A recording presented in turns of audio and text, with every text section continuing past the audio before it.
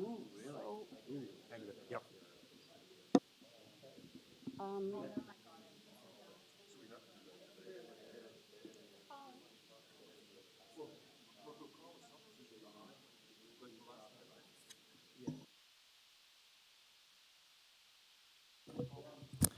Mic check for the YouTube stream. Mic check for the YouTube stream.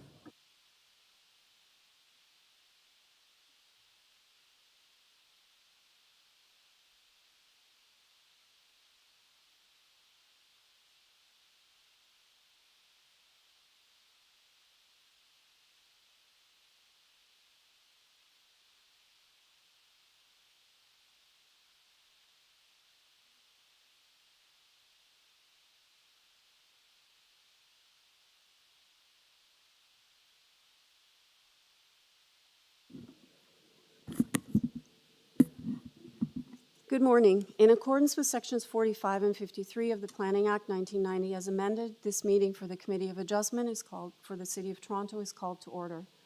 The Committee of Adjustment considers applications for variances from the provisions of the zoning bylaw that apply to the property, permission to extend or alter lawful nonconforming uses, and consent to sever property to create new lots. My name is Nancy Oman, and I will be chairing the hearing today. Panel members joining me are Anne McCauley, Muhammad Saeed, Don Taylor, and Gary McKay. We acknowledge that the land we are meeting on is the traditional territory of many nations, including the Mississaugas of the Credit, the Anishinaabe, the Chippewa, and the Haudenosaunee people, and the Wendat peoples, and is now home to many diverse First Nations, Inuit, and Métis peoples.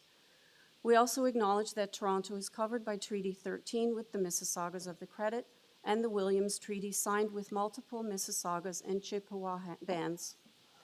Committee of Adjustment public hearings are now conducted in a hybrid in-person and virtual format. Some submissions will be presented in person and others by electronic means through WebEx, an online digital platform. You can also watch our meeting live on the Toronto City Planning YouTube channel.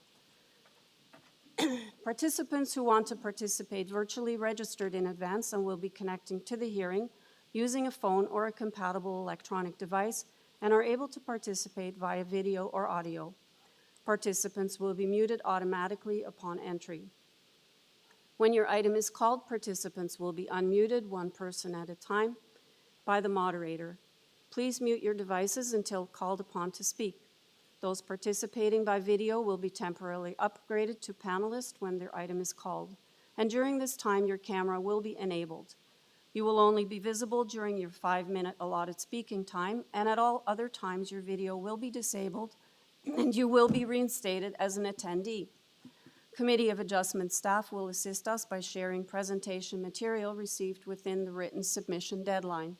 Members of the public and applicants are not allowed to use the share screen or any other panelist controls during a video appearance. The host will remove you from the panelist role if you fail to respect this instruction. Those attending in person who wish to receive a copy of the committee's decision on an application must fill out the decision request card, and anyone attending virtually must submit a written request by email to the general email address for the Committee of Adjustment, Scarborough District Office. Please include your name, address, and an email address. Committee of Adjustment and TLAB notifications and appeal updates will be sent by email only. If you do not agree with the decision of the committee, decisions may be appealed to the Toronto Local Appeal Body known as TLAB, or in some limited circumstances to the Ontario Land Tribunal. However, the provincial government recently amended the Planning Act and generally removed rights of third parties to appeal Committee of Adjustment decisions. As of November 28, 2022, only the applicant, the Minister of Municipal Affairs and Housing, specified persons and public bodies, as those terms are defined in the Planning Act, are permitted to appeal decisions of the Committee of Adjustment. Appeal instructions are set out at the bottom of the decision of the committee. Where an application is uncontested, the agent or applicant may proceed with their presentation if desired. When the committee does not require a presentation, applicants are to advise the chair should they wish to speak to the committee. The committee may ask questions and/or take the matter into committee for a decision. Each speaker, including the applicant or agent, will be given a maximum of 5 minutes to address the committee. I will comment when you are reaching the 5-minute mark. When addressing the committee, please speak slowly and clearly state your name and address, and please confine your remarks to the matters outlined in the application. The applicant or agent will proceed first with a presentation of the application, and then individuals either in support or opposed to the application will be invited to speak. Committee members may ask questions of each speaker after they have completed their presentation, and when all speakers are finished, the applicant or agent will be unmuted and will have an opportunity to rebut only those issues that were raised by the speakers. This will mark the end of the discussion, and the application will be taken into committee for a decision. When a presentation is not required, panel members may ask questions and/or take the matter into committee for a decision.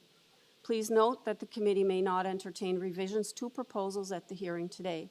The committee may decide to defer the application if substantially revised to ensure that the revised application is accurate and that all those entitled to notice are informed of the changes. Madam Deputy Secretary Treasurer, are there any minutes to be confirmed or adopted? Through the chair, the September 20th hearing minutes. I'm sorry, the September 20, Hearing minutes. okay. All right, can I have a motion to adopt the minutes? Mr. Saeed? Mohammed. moves- Thank you, Madam Chair. I put forward motion for approval of minutes of our last meeting. Okay, do I have a seconder for that motion? Ms. McCauley, I think you had your hands up first. Thank you, Madam Chair. I will second that motion for approval. Okay, so motion to adopt the minutes, moved by Mr. Saeed, seconded by Ms. McCauley. All in favor? That carries unanimously. Are there any declarations of interest by the panel or the staff this morning? Through the chair, there's no declarations of interest from committee staff. Okay. Are there any files to be closed in the morning session? Through the chair, we have 3 deferrals. Okay. Oh, sorry. There are none to be closed. That's fine. Okay, there are 3 deferrals. All right, I think, I'm not sure. Do we have speakers for all of these or not? I didn't check that, because if there are some that we don't have speakers for, maybe we can do those first? Or do you generally go in order? We can go through each item and ask if there's speakers through the chair. Okay, so you want to just go to the, through the items to see if there are any speakers then? Through the chair, yep. Okay. So I, So the first one is number 4, is that correct? yes, item 4, 52 South Marine Drive. Okay, so I'm showing two people that are here for 52 South Marine Drive. Is there anybody here in person? Okay, just so you're aware, the applicant has asked for a deferral. So I wanted to see who was in favor, supported deferral. And then do you have the virtual speaker online also? Through the chair, they're online.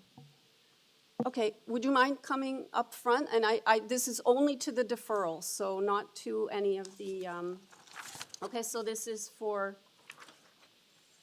item number 4, 52 South Marine Drive. So if I can have the applicant, please. Through the chair, just before we go through that, I just want to indicate the reason for the deferral is at the request of the applicant, and it's a sine die. Okay, so if I could have the agent first, that would be great.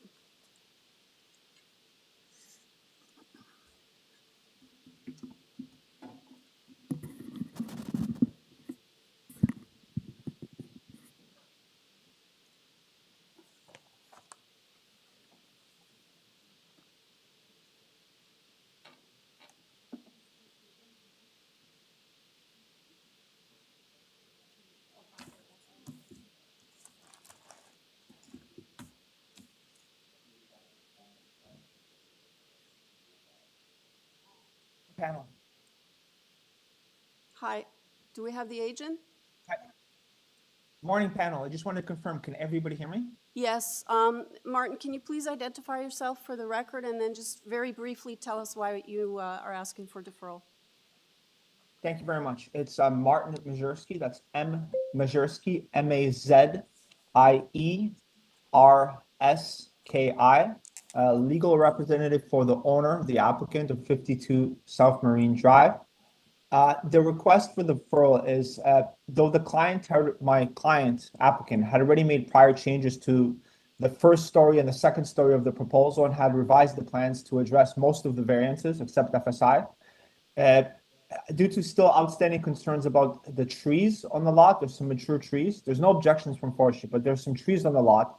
My client has been working diligently with an arborist to try to further revise just the basement plans, so just the foundation work, in order to further reduce the impact on those trees. There wasn't any damage anticipated, but we're cutting back a lot of the foundation works at the corners, at the front porch, just to further mitigate the effect on the trees. We've actually been able to finalize those changes, and we've been able to get an arborist report explaining how these changes now ensure that there's no removal of any trees.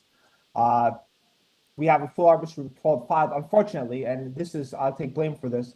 It took us longer than expected to work with the arborist, to go back and forth to revise plans to get it where we wanted to, and to get an arborist report. Can I just stop you? I just want a very brief explanation of why you need, so you need it to go through the items with staff, the trees. And I guess Yes, so and are you also going to undertake to consult with the neighbors if a deferral is granted?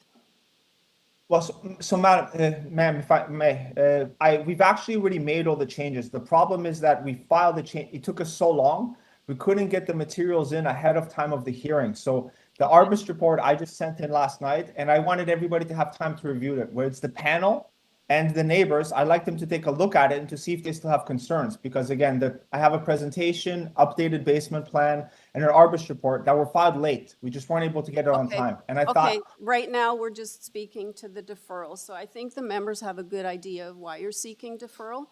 So I'm just going to go to the objectors now and see how they feel about the deferral. So I don't know which one of you would like to go first, but go ahead. It's Andy Dominski. I live at 48 South Marine Drive. So Andy, we're only dealing with the deferral. So if you're in support of the deferral or not. Yes, I would support the deferral. Okay. Yeah, okay. Yeah, thank you for coming down. And you, sir, I just need your name and address for the record and also to the deferral only. Good morning, everyone. My name's David O'Brien. I live at 54 South Marine Drive, which is the property right adjacent to 52. And I approve the deferral. Okay, thank you, sir. Patricia Hewitt, are you in the audience? Through the chair, she's online. Okay, so it's swapped in my sheet here. Okay, Patricia, are you there? Hello. Hi. Yes, I'm here. Hi, I'm Patricia Hewitt. I live at 50 South Marine Drive next door, and yes, I support the deferral. Thank you very much. Okay, panel members, let's take it into committee, so to the deferral.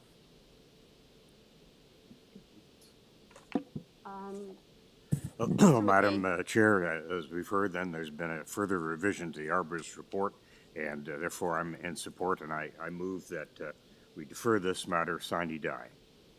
Okay, do I have a second for that motion?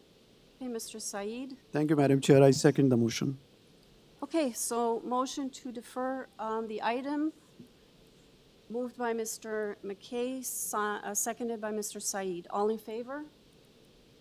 Okay, that motion carries unanimously. Through the chair, sorry, for the record, can you confirm the reason in the motion? Okay, so the motion is to defer the application sine die at the request of the applicant in order to address concerns that were identified by the community. Okay? All right, so the next item that's to be deferred here is item 8, is that right? Okay. So I'm not showing any any speakers listed, but just to be sure, is there anybody in the audience that's here to speak to 3847 Lawrence Avenue East? Okay, seeing none, do we have the agent on the line? Through the chair, the agent's not currently on the line. Okay, so then I'll hold that one. And I think, is there one more, number 12? Through the chair, it's item 15. Oh, I see, I wrote something down wrong here. Who am I? Sorry, item 15, you say? Yes. Okay, do you have the agent for that one? Through the chair, they are also not on the line. So is that it then for the? Sorry, apologies. Through the chair, we do have the owner on the line for item 15. Okay. Can I have the owner then on the line, please? Hi, good morning. My name is Milad, M-I-L-A-D. Last name is Minoui, M-I-N-O-O-I-E. Hi, good morning, sir. Are you asking for a deferral? And if so, why do you need the deferral? Yes, please, I would like to speak to CP, the committee application regarding the matter they brought it up. I need more time to see if I can achieve the reasons. Okay, and just to confirm, is there anybody in the audience for 1195 Pharmacy Avenue? Okay, seeing none. Okay, panel members, to the deferral then, for sine die deferral at the request of the applicant to address planning concerns. Mr. Saeed? Thank you, Madam Chair. In view of the deferral request from the applicant, I put forward motion for deferral of this application sine die, and added to give more time to the applicant to address concern identified by the CP. Okay, do I have a second? Thank you, Mr. Mahmoud. Hang on, we're not done yet. Do I have a seconder for that? Okay. Mr. McKay? Madam Chair, yes, I would second that motion to defer sine die. Okay, so the motion is to defer sine die at the request of the applicant in order to address concerns identified by community planning, and that's moved by Mr. Saeed, seconded by Mr. McKay. All in favor? That motion carries unanimously. Okay, so we'll go to number one, or, all right. Thank you, everyone. Appreciate it. Have a good day. Madam Chair, if I could just ask one question. Sure. Ashley, can you confirm that the owner or the applicant for item 8 is aware that we need to speak with him? Through the chair, a voicemail has been left with the Okay. applicant for item 8. Okay, thank you. Thanks, Madam Chair. Okay, thank you. All right.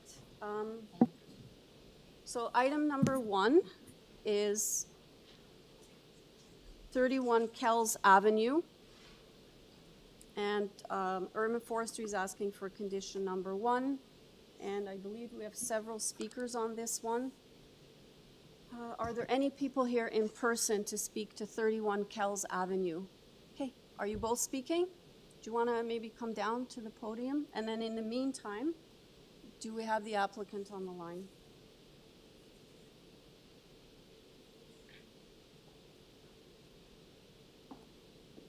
Good morning. Yeah, hi. Good morning, madam. Hi, do you have anything running in the background? If so, can you turn it off? We have a really bad echo here. Can you hear me right now? Yeah, that's Is it fine? Much better. Can you start by giving us your name, please? Yes, my name is Jace and I am representing 31 KELLS Avenue, address 537 Danforth Road. And my senior Faisal Ahmed is also joining from this call. And that's it from my side. Okay. Yeah, if you can just have a seat, we're going to have the applicant do a presentation, no more than 5 minutes. We have a couple of speakers here and also online. So can you do a presentation, please? 5 minutes is starting now. Yes, so we are actually asking for 4 variances. However, first variance, item number 1 and item number 4 are similar. It's just different from the clause or the chapter or from the bylaw. So we are requesting for height of 0.55 meter than the allowed one. The allowed permitted height of the building is 9 meters, so we are only requesting 0.55 meter. The second item is the main wall height, and we are only requesting 1.13 meter. And the third item is the required rear yard setback. If you see the characteristic of the lot, it is a bit off from at the rear side. So that's why we are having a 6.86 meter at the north side of the property line. And we are having 11.87 meters on the south side of the property from the property line to the building. The fourth one is the same as the first one, requesting 4.55 meter more than the allowed total height of the building. And I saw a couple of objections regarding the number of rooms. We had a couple of community staff meetings with the councillor as well, and hence we reduced a couple of washroom in that. And I would like to transfer to this mic to Mr. Faisal Ahmed to speak on that. Thank you. Thank you. Good morning, everyone. Thank you, Madam Chair.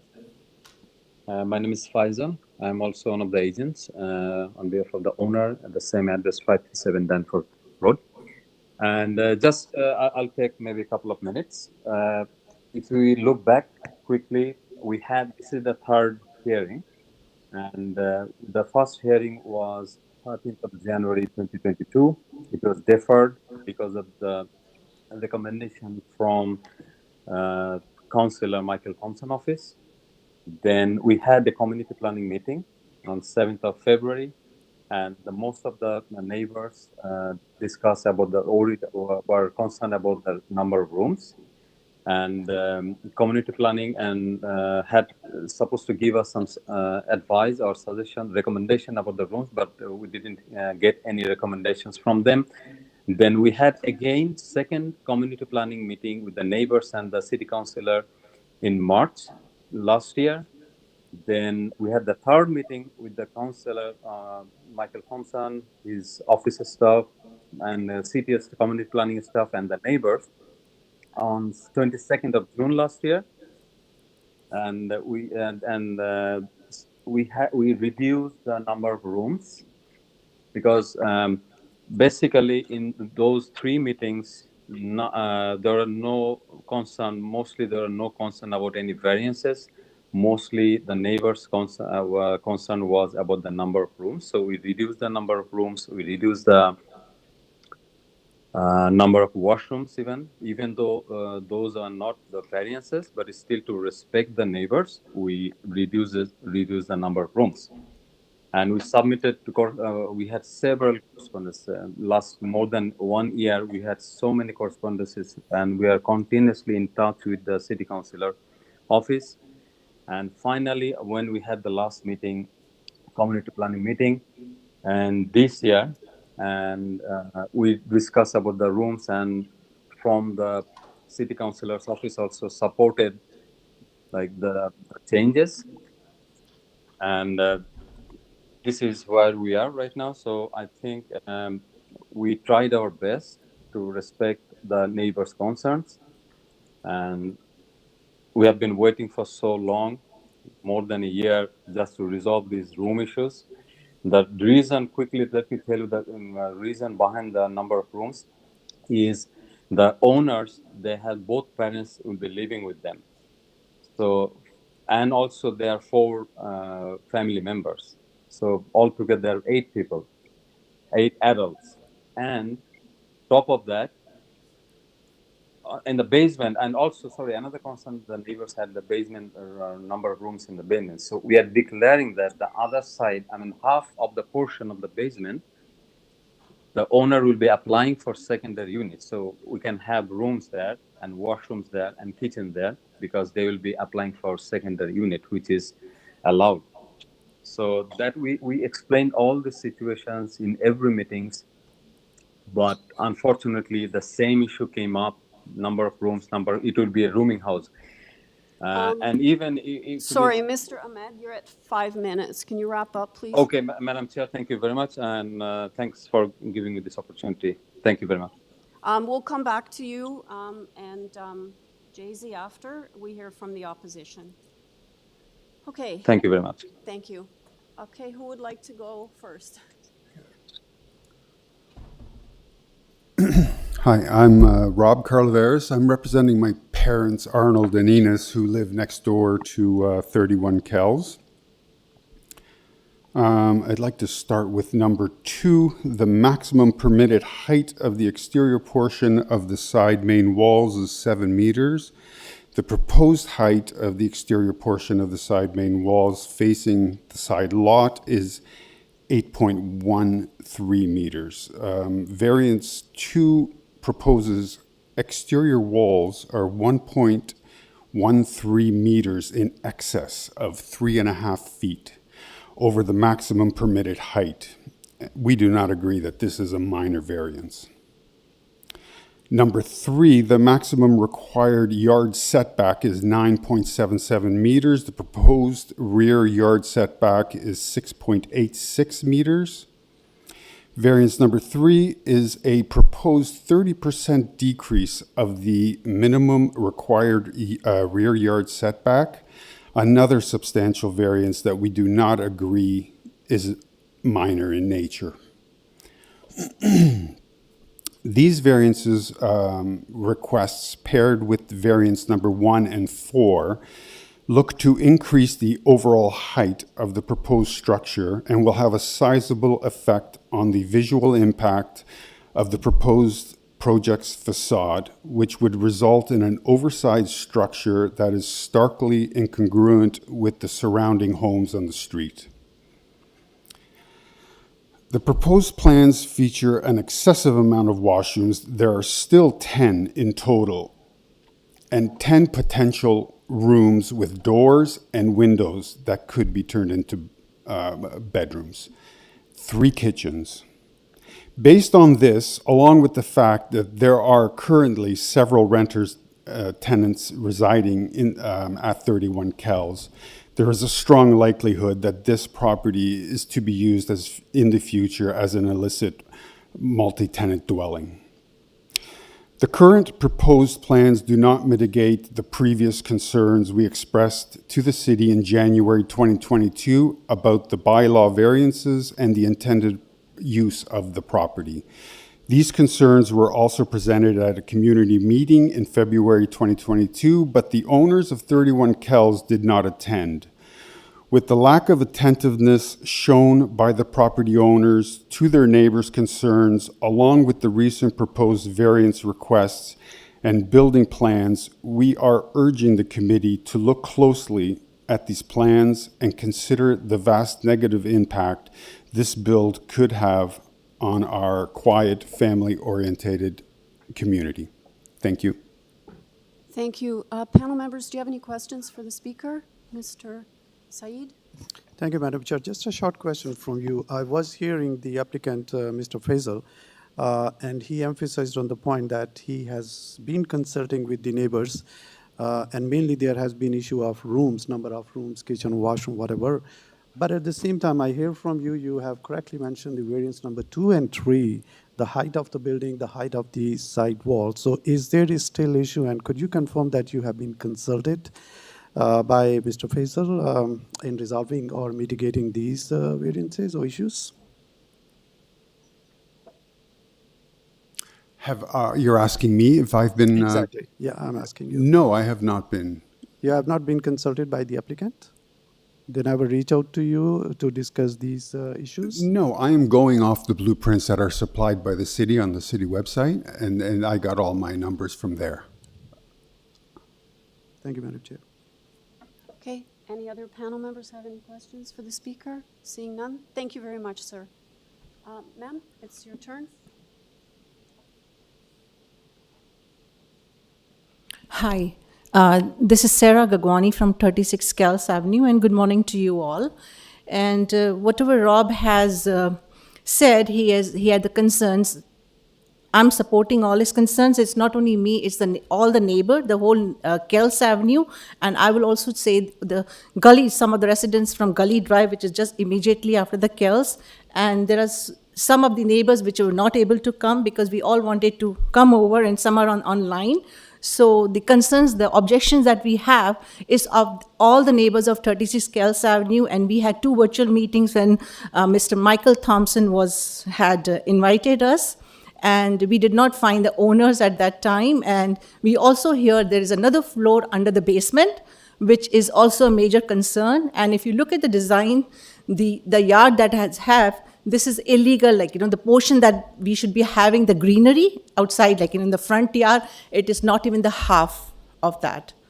So, and the design is also not very clear, like what would be under the basement, another floor, because I don't see in the neighborhood, it's a quiet neighborhood. And currently, like, it is rooming house, there are people coming in and out.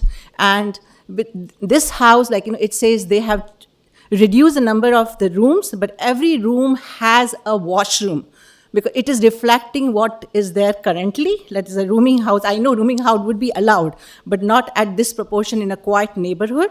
And 10 bedrooms, having 10 washrooms in each bedroom, I mean, it doesn't look legal, right? And it's a no entry, like we have a small, garden like in the center where kids play and all. So we don't want, like, so many people coming with the car, like, something like an Airbnb, and many people residing in that house. So it's a concern, and many of us has documented the objections, and which you would be seeing on the site. Thank you. Thank you, everyone. Okay, thank you. Panel members, any questions for the speaker? Seeing none, thank you very much. Thanks. Okay, if we can go to the online speakers now.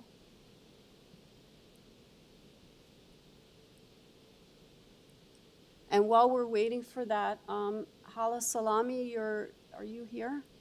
Hi, are you speaking to this item? You're just observing? Okay, so you're just here to observe? Okay, thanks.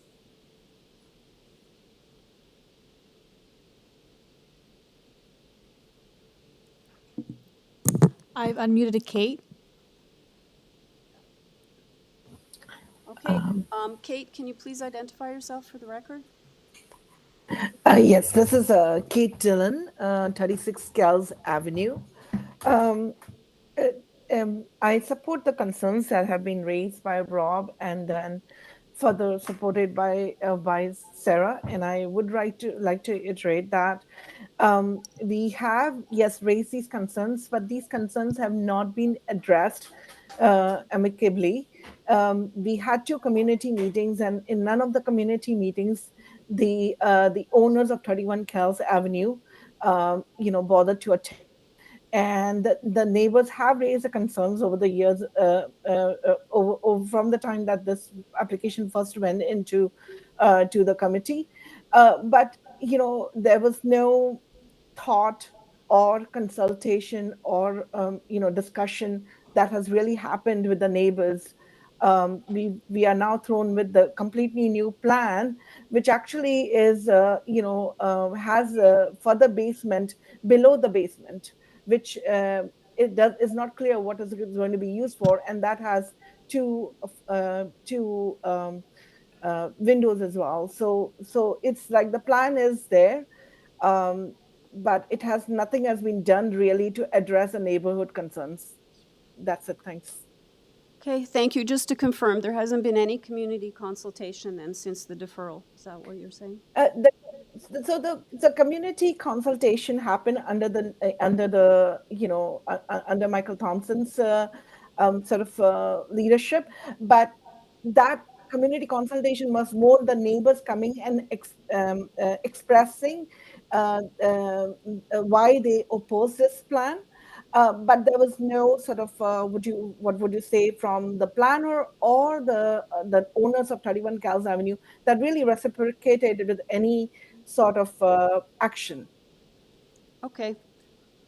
Okay, thank you very much. Any questions for the speaker? Okay, seeing none, if we could have our next speaker, please.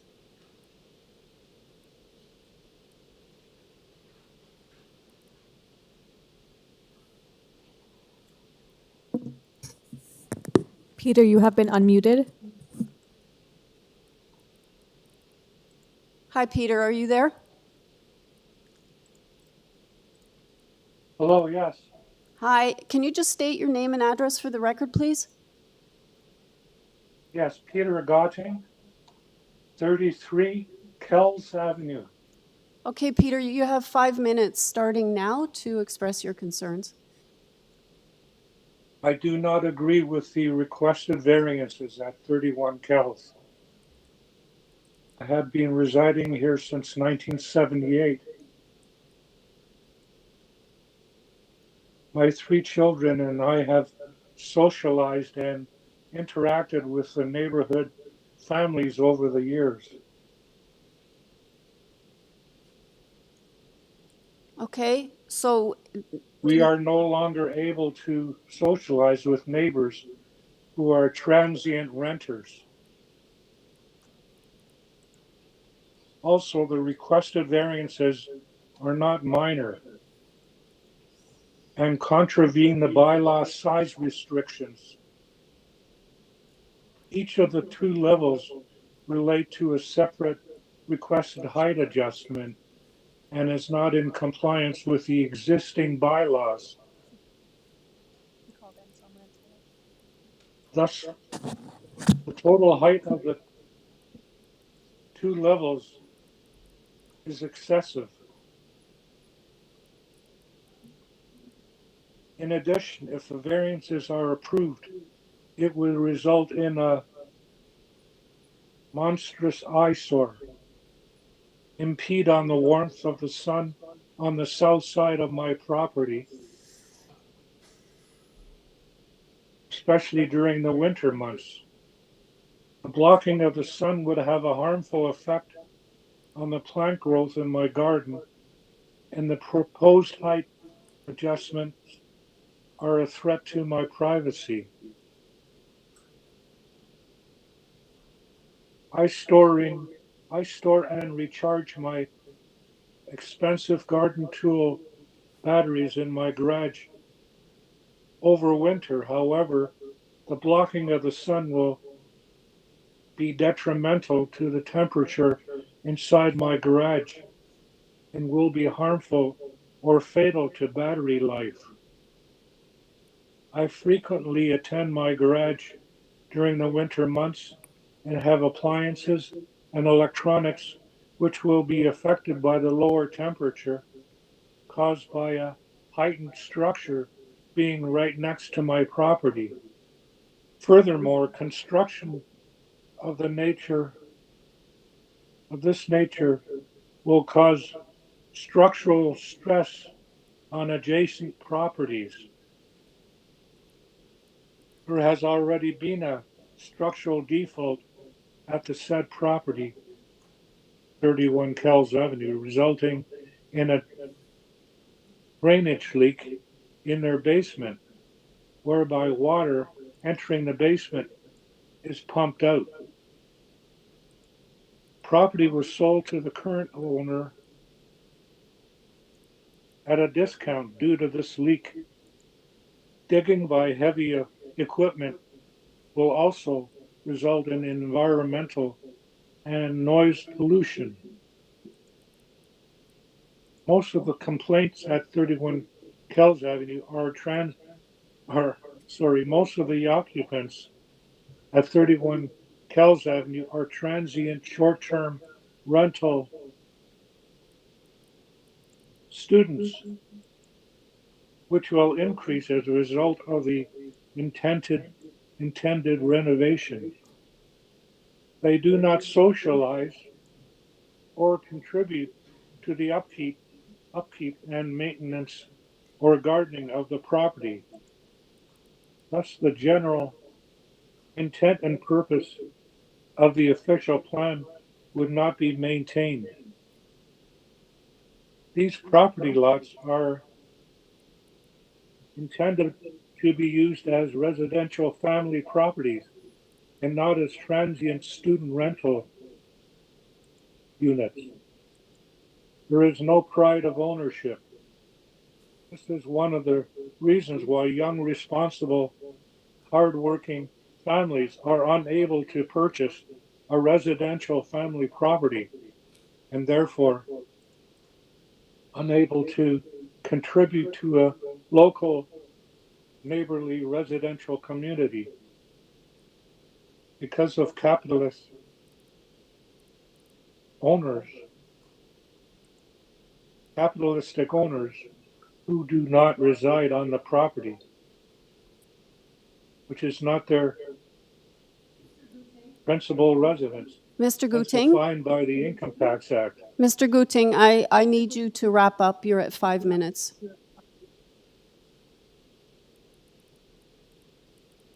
Are you there, Peter? In this case, the intended use and proposed development of the land is solely to increase the profit of the capitalistic owner rather than being Peter? of benefit to the neighborhood. Peter, I'm sorry, but your time is up, so I'm going to see if the members have any questions for you.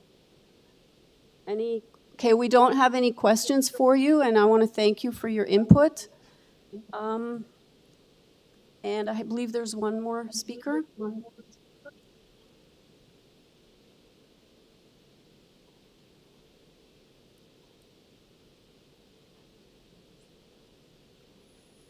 Shane, you have been unmuted.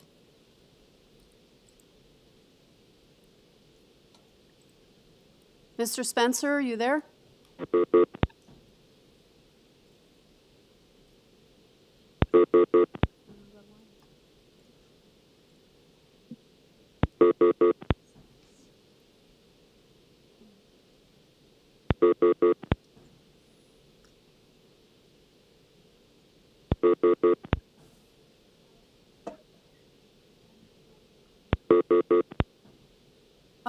To the staff, if you're having a problem connecting, you can go back to the applicant and come back. Yeah, through the chair, we have to call the person back. It seems like they're on another call. Okay, so can we go to the applicant then, and then we can come back to the speaker?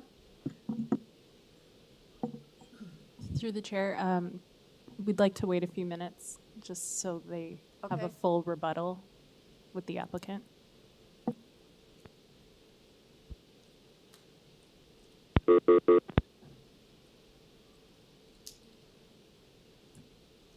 Through the chair, we're just calling him back now. Okay, thanks.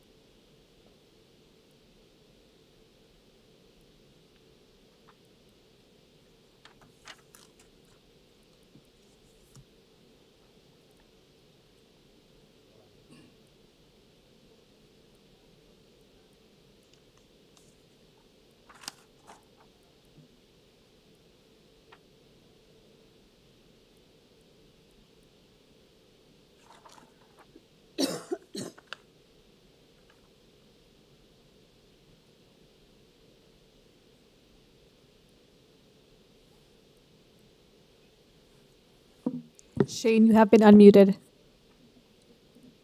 Good morning. I am so sorry. Good morning. I just Am I need to speak? Yeah, I need your address for the record, and then you have 5 minutes.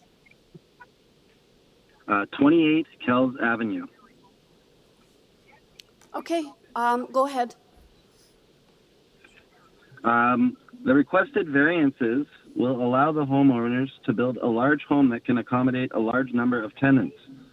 Unfortunately, this will greatly impact the safety of our neighborhood, which is a quiet family-oriented cul-de-sac. 31 KELLS is located at the end of the street, which will not be able to accommodate a large increase in traffic flow and activity. Many neighborhood children play freely on the street and will be negatively impacted by a multi-tenant profitable household. I'm sorry, that is all I have to say. Okay. Sounds like you have a little child there that might want to help you, or something in the background. Anyway. Okay. Panel. Yeah, he's playing his game. Oh, okay.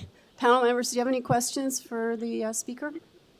Okay. We don't have any questions. Thank you very much for your input. If we can go back to the agent, that'd be great.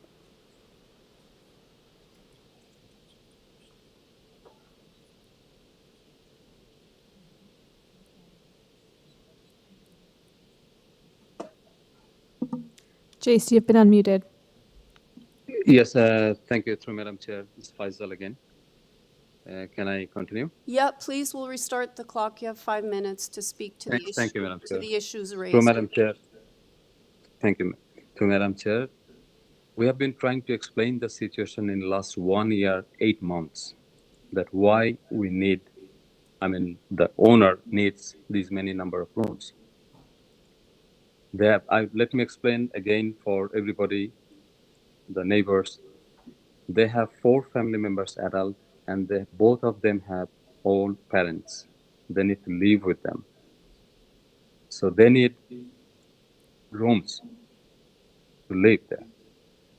If they don't have a room where you can keep your old parents, you want them to rent outside? They don't want it.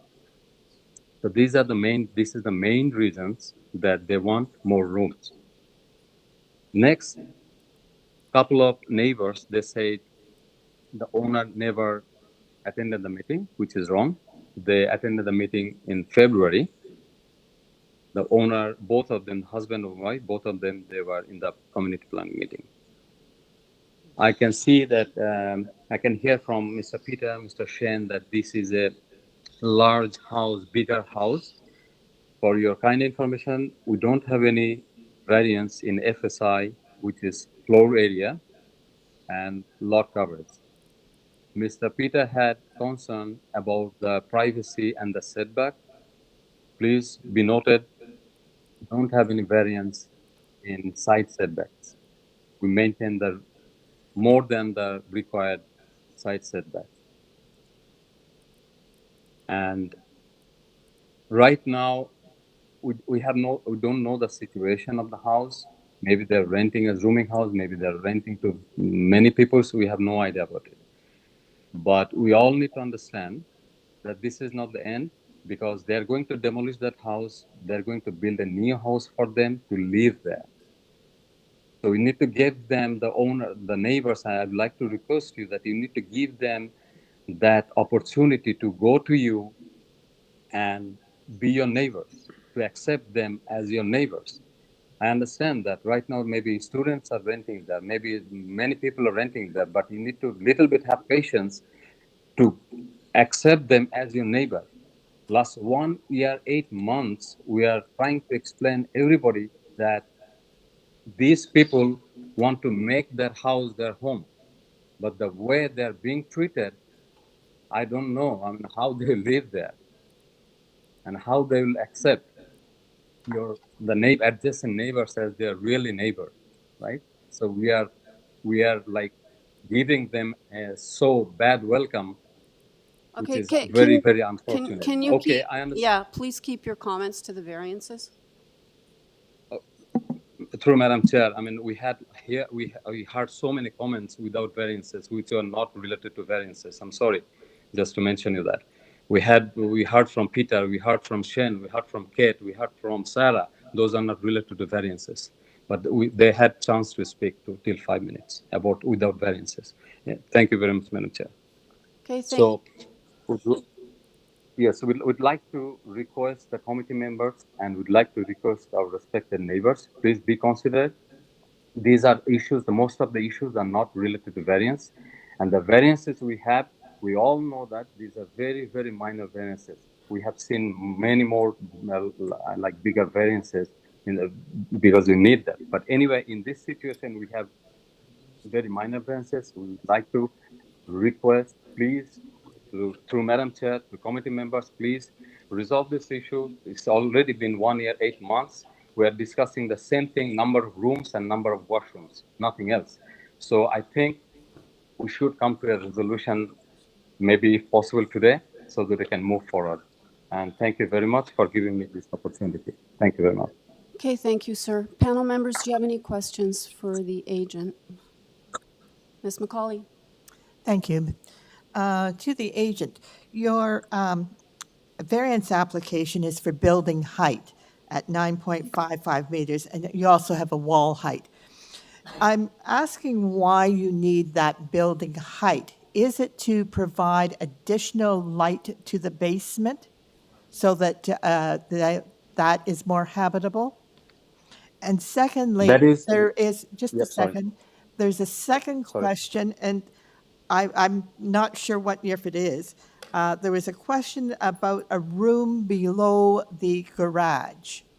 Could you explain, first of all, why the height requirement? And could you also explain about the room below the garage? Yes, member, and thank you very much. So first of all, the height, because yes, that is one of the reasons that so that we can get a little bit higher windows in the basement. Yeah. Also, if you see that there is a mezzanine floor, so like you see the second floor, we have 8 feet 6 inches. And the mezzanine floor, we have 8 feet. So just to get a little bit better height in mezzanine floor and second floor, we only increase 0.55 meter, the main wall height. These are the main reasons. And then rooms underneath the garage, that is for parents. We explained that also earlier with the neighbors and we had that. Just let me open the drawing. Oh, sorry, underneath the garage, yes, that is a recreation area. Because if you see that we have rooms for the parents in other side, and the open area is as a recreation area, just so that they can meet the family gathering, and that's the main purpose. Because otherwise it would be a bit tight, so they feel that okay, they need open space so that they can have their own time, the parents and family members. Thank you. Thank you, member. Thank you. So as I understand it, you're looking at that building height so as to allow more light into the basement areas, because you're planning that those areas be living space. And living space in the basement is acceptable. It's in accordance with the zoning bylaw, so that is permitted.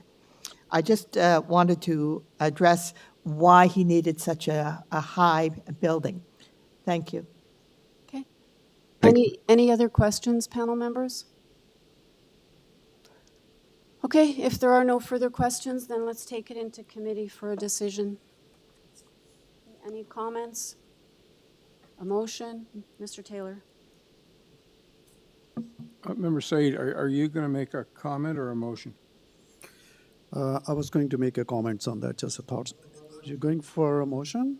Okay, so Madam Chair, my thoughts on that, and I will thanks to the applicant for giving that elaboration about the rooms and all that things. But to me, I'm looking at the variances before the committee, and over the period of more than a year, the variance remain unchanged, and I haven't seen any flexibility by the owner, by the applicant, to make an attempt to adjust these variances so that to mitigate the problem of the community members there. The variances are still there, yes. If they are making a new property, a new home, a new construction there, I wonder why they cannot improve on that. I feel a little bit not very comfortable with the variances, especially as Member McKay mentioned, the height of the building and the height of the walls there. So that's my opinion on that. Thank you, Madam Chair. Okay, anyone else, any comments before I pass it to Mr. Taylor? Okay, go ahead.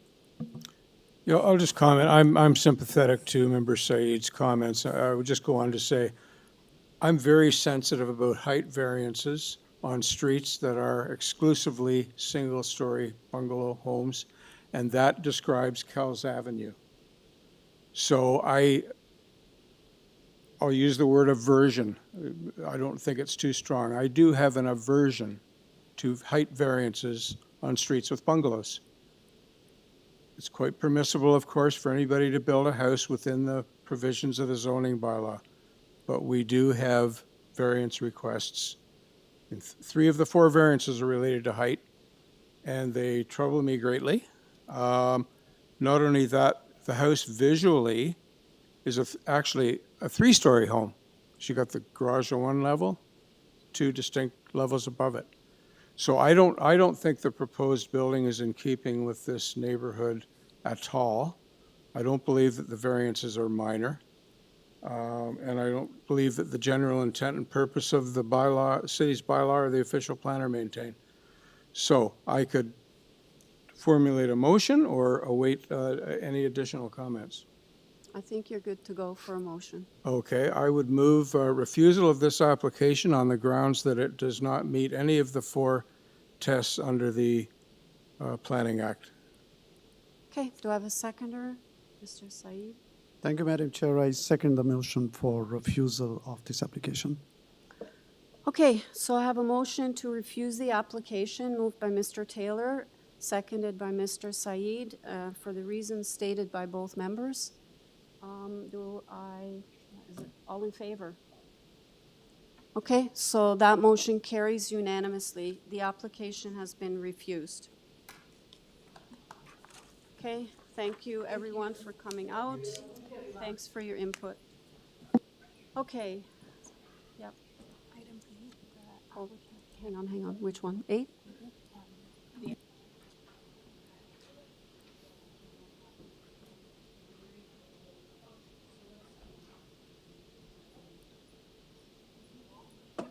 Okay, panel members, we're going to go to item number 8. The agent has verbally given his consent to the deferral.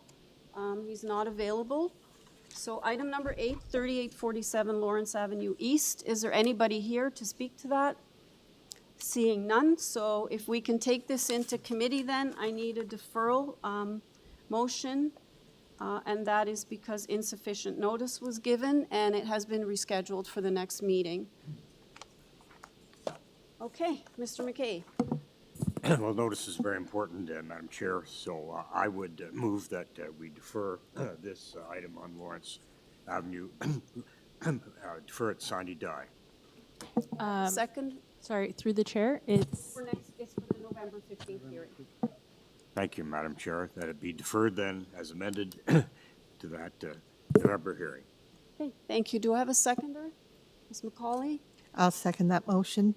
Okay, so motion to defer because of insufficient public notice. Deferral, it'll be put on the November 15th hearing. That's moved by Mr. McKay, seconded by Ms. McCauley. All in favor? Okay, that carries unanimously. Okay, so let's go to item number 2. 592 Danforth Road. All right.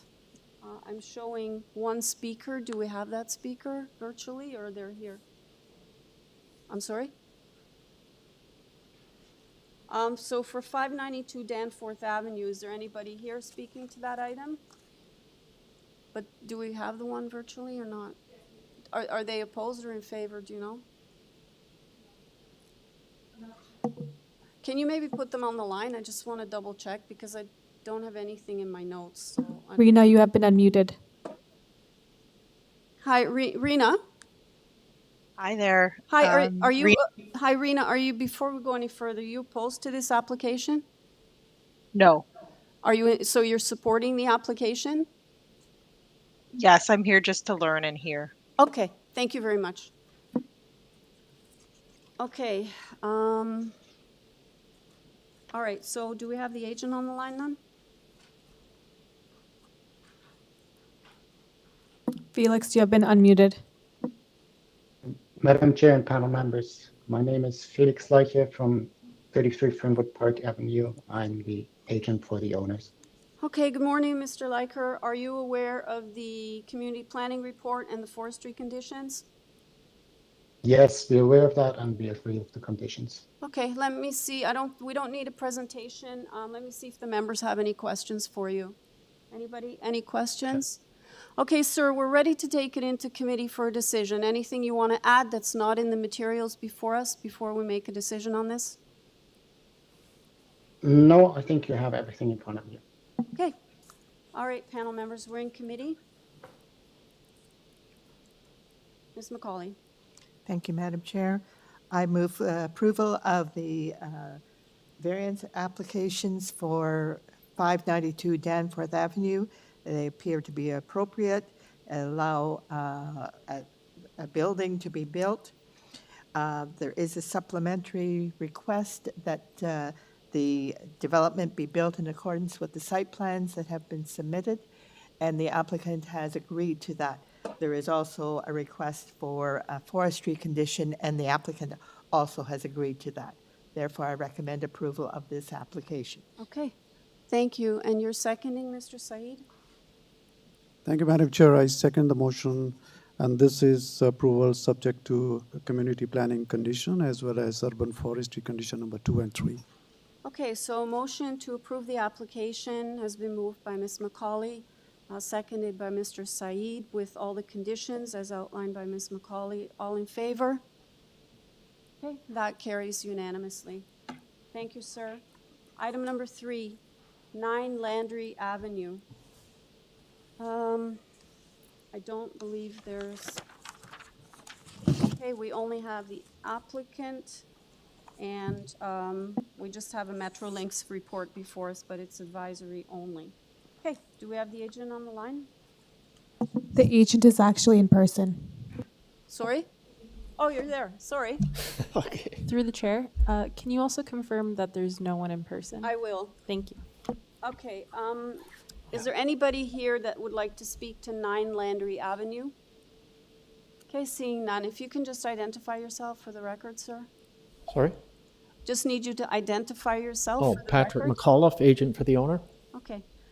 I don't think we need a presentation. Panel members, do you have any questions for the agent? No questions? Is there anything you want to add before we go into committee? You're aware of the Metrolinx advisory report? Yes. Okay. Nothing to add. Nothing to add then, No. sir? Okay. We're in committee, panel members. Mr. Said. Thank you, Madam Chair. Pretty straightforward application. 2 variances before the committee. I think they are minor, appropriate. I therefore, Madam Chair, put forward motion for approval of item 3, and there are no conditions to that. Okay. Do I have a seconder? Okay, Mr. Taylor, you seconding? I'll second that motion, Madam Chair. Okay, so motion to approve the application, moved by Mr. Said, seconded by Mr. Taylor. All in favor? That carries unanimously. Thank you, sir. Thank you.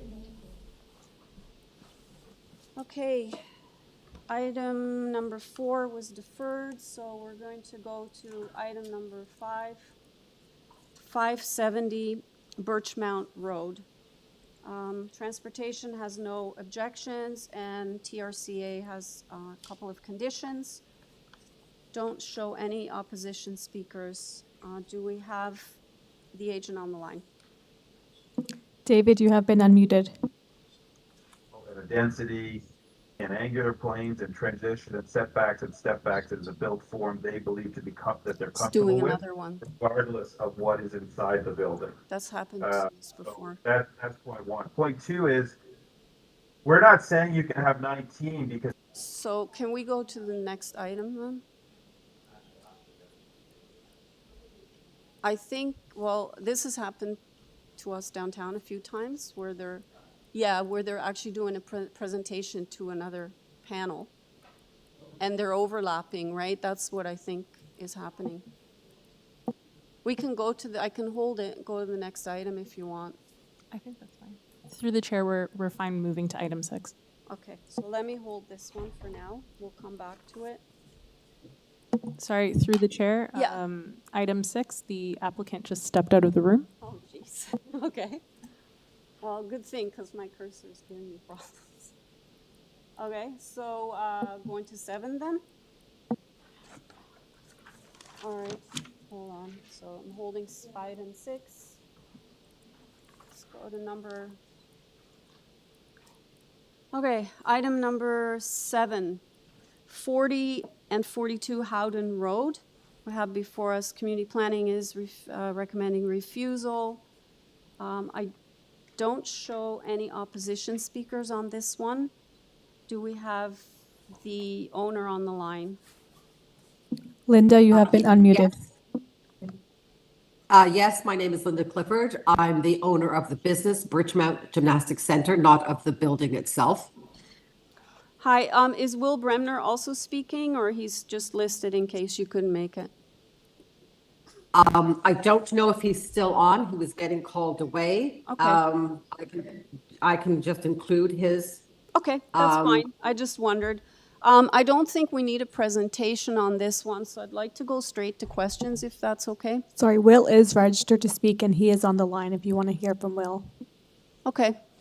But then, so Linda, you and Will you're sort of taking the same positions, right? So are you sharing the 5 minutes then? Because I understand he is on the line. Yes. We'll share the 5 minutes. Okay, because I don't think the panel needs a presentation, so unless you want to do a presentation, I think we're aware of Through the what chair, you're looking for. Just prior to confirming if she's doing a presentation, can we confirm that there's no residents in the room? So Linda, did you want to do a presentation, or are you okay just going to questions?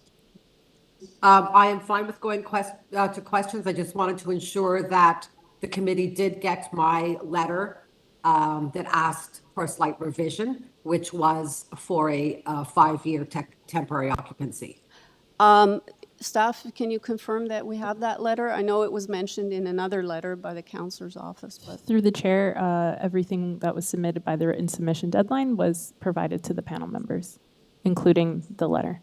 okay. So we are aware of that request. So if you're okay to go to questions, just let me confirm there's nobody here to speak to the item. That's all. Is there anybody here that wants to speak to 40 or 40 to 42 Howden Road? No? Okay. Panel members, do you have any questions for Linda? Go ahead, Mr. Saeed. Thank you, Madam Chair. Linda, it's a short question. Yes, I have seen your letter where you were asking permission for a temporary period of 5 years. So I was wondering, what is your rationale for that, seeking this time period, and how this is going to change or improve into this situation? Okay. It was recommended to me to ask for the 5 years to allow me to come under a possible future comprehensive municipal review and to work with city planners and city staff and private planners to see how we could move forward. Because of course we have this situation of a 10-year lease, 9 years remaining, a successful business with happy clientele. And I find myself in this situation, unintended situation, and I need time to try to figure it out. Thank you. Any other questions, panel members? Okay, I'm not seeing any questions. I'll just, I'll go to Will. I understand he's on the line in case there is something he wants to add that he feels is important that we need. Will, you have been unmuted. Yeah, hi. Hi, Will. Can you just I just need you to identify yourself for the record, and then if there's anything that you want to add that's not in our submissions that you feel is important that we need to know. Yeah, so my name's Will Bremner. I'm the property manager of the site in question, and I'm here today representing the building owner, who is also the owner of the neighboring properties. I don't have anything specifically to add. I think Linda's got a good handle on what we're trying to achieve here. Okay, panel members, do you have any further questions of either one of either Linda or Will? No. No questions? Okay, Linda, I think we're ready to go into committee. Is there anything else that you would like to add? No, I appreciate the committee's time and working with me to help us resolve this. Are you still there? I'm just I curious. am. Have you worked with planning at all regarding what you need to do to get the issue from a planning perspective resolved? And are you undertaking to do that, like in the next, like if this were granted, are you going to undertake that? Yes, I mean, the long and the short is I, moved into the building thinking I was zoned for recreational. Last fall, found out when I submitted permits to do a few renovations, I found out I wasn't zoned. So for the past year, I've been back and forth working with the permits department, community planning departments, doing updates to architectural and engineering designs to show how the building's converted from an industrial to an assembly building. And it was really only 2 weeks ago when I received the Scarborough Community Planning Report that I realized there was this additional issue of core employment areas. And so now that, 2 weeks in, all right, now I have to figure out what the next steps are, and that is why I need time in terms of what my next move is, who I need to work with. But yes, there's been various conversations with planning departments and different people in the planning sector over the last year, and the recommendation was to come to the Committee of Adjustment. Okay, thank you. Mr. Saeed, did you have a question? Thank you, Madam Chair, and thank you, Linda. I have a question. It's not directly related to the variance, but I'm just thinking about the impact of this, especially for the next 5 years. Talking about the general employment area, so I just wonder, how this center is generating the employment, or how many staffs are there? Just give me just a short answer to that so that I can visualize the impact of this development. Okay, so we employ 50 staff. In the past year, I've hired 40 new young Scarborough teenagers, ages 15 to 20. It's a family-run business, so it also employs myself and 2 of my sons and my husband. We have about 1,200 family members that are registered members with our club.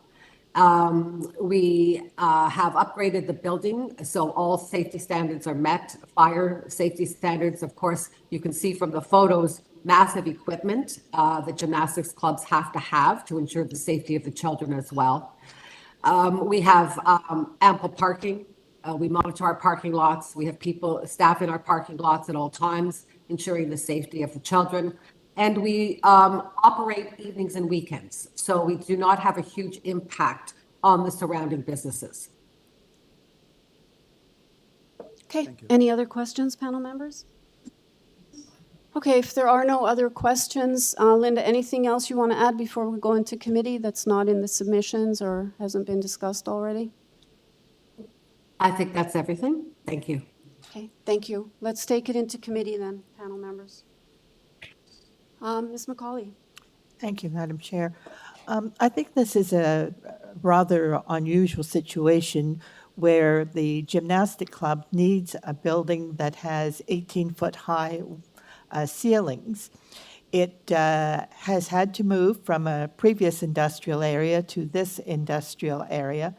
I don't see any negative impact on the adjacent industries, especially since their main time of operation is on the weekends.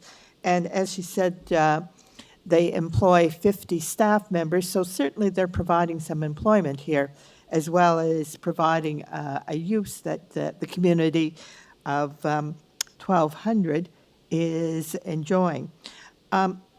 I'm in support of the application for a 5-year temporary use variance. That would allow them time to sort out what they're doing. If they have to move, they're going to need a couple of years to find a new location. And in the meantime, they can discuss with staff any further issues or ways of making their existing property suitable for the use. Okay, any other comments? Is that a motion then? I give that, if there's no other comments, I put forth a motion of approval for a 5-year temporary variance. Okay, do I have a seconder for that motion? Okay, Mr. Said seconds that. Thank you, Madam. Yeah, I second the motion. Thank you. Okay, so we have a motion before us, moved by Ms. McCauley, seconded by Mr. Said, to approve the application with the condition that the use is for 5 years only.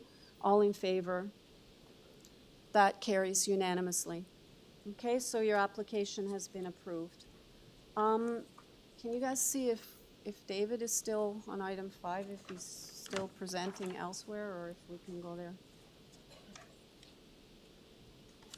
Madam Chair, can you hear me all right? Yeah, Mr. Bronskill, I think when we tried the first time, you were presenting somewhere else, I think. I was actually talking to someone. I apologize. I was actually okay. talking to someone in my office about height and angular planes, and I was monitoring on my computer, and I think my computer completely blew up. But it froze, and then I think I was still talking, and you could probably hear my conversation. And then it popped back up when you were on to the item you were just considering. So I apologize for any inconvenience. Yeah, no worries. I thought you were presenting to a different panel because that's happened No. before. So. No. All right. Well, Yeah. you're here now. So if you can just Thank you. identify yourself for the record, and I'm not sure if we need a full presentation, but I'll check with the members. Thank you, Madam Chair. It's David Bronskill from Goodman's LLP, 333 Bay Street, Suite 3400, and I'm here acting as agent on behalf of this the applicant here for this application for 3.5-story rental project, which is, I think, quite exciting. Okay, so we are on item 5, which is 570 Birchmount Road. Is there anybody here that would like to speak to that item? Okay, seeing none, and I don't have any the two people listed, Mr. Bronskill, Mr. Mather, and Milano, are just if you need them, right? They're for questions? Yes, Madam Chair. Bousfield submitted a planning letter. They're both with Bousfields in here if there were questions relating to the planning rationale that we provided in support. And Madam Chair, I'm in your hands about a presentation. We've seen the arborist, TRCA, and transportation reports, in particular transportation indicating no concerns. It has been worked through extensively with planning staff. I understand they have no concerns. Our client has also been in touch with the landowner to the south, so they are aware of the application, although there is no written statement from them. We understand they have no concerns, but they certainly have not indicated, to my understanding, any concerns in a formal letter to the committee, which is consistent with what they had said to us, which was that they had no concerns. And you're aware of the TRCA conditions? Yes, we are supportive of those, with thanks to TRCA. Okay, let me see if there's any questions for you. Panel members, any questions for Mr. Bronskill? Mr. Said. Thank you, Madam Chair. I will ask the applicant to give us more clarity as far as the number of parking is concerned. I'm talking about variance number 4 as well as variance number 14 on that.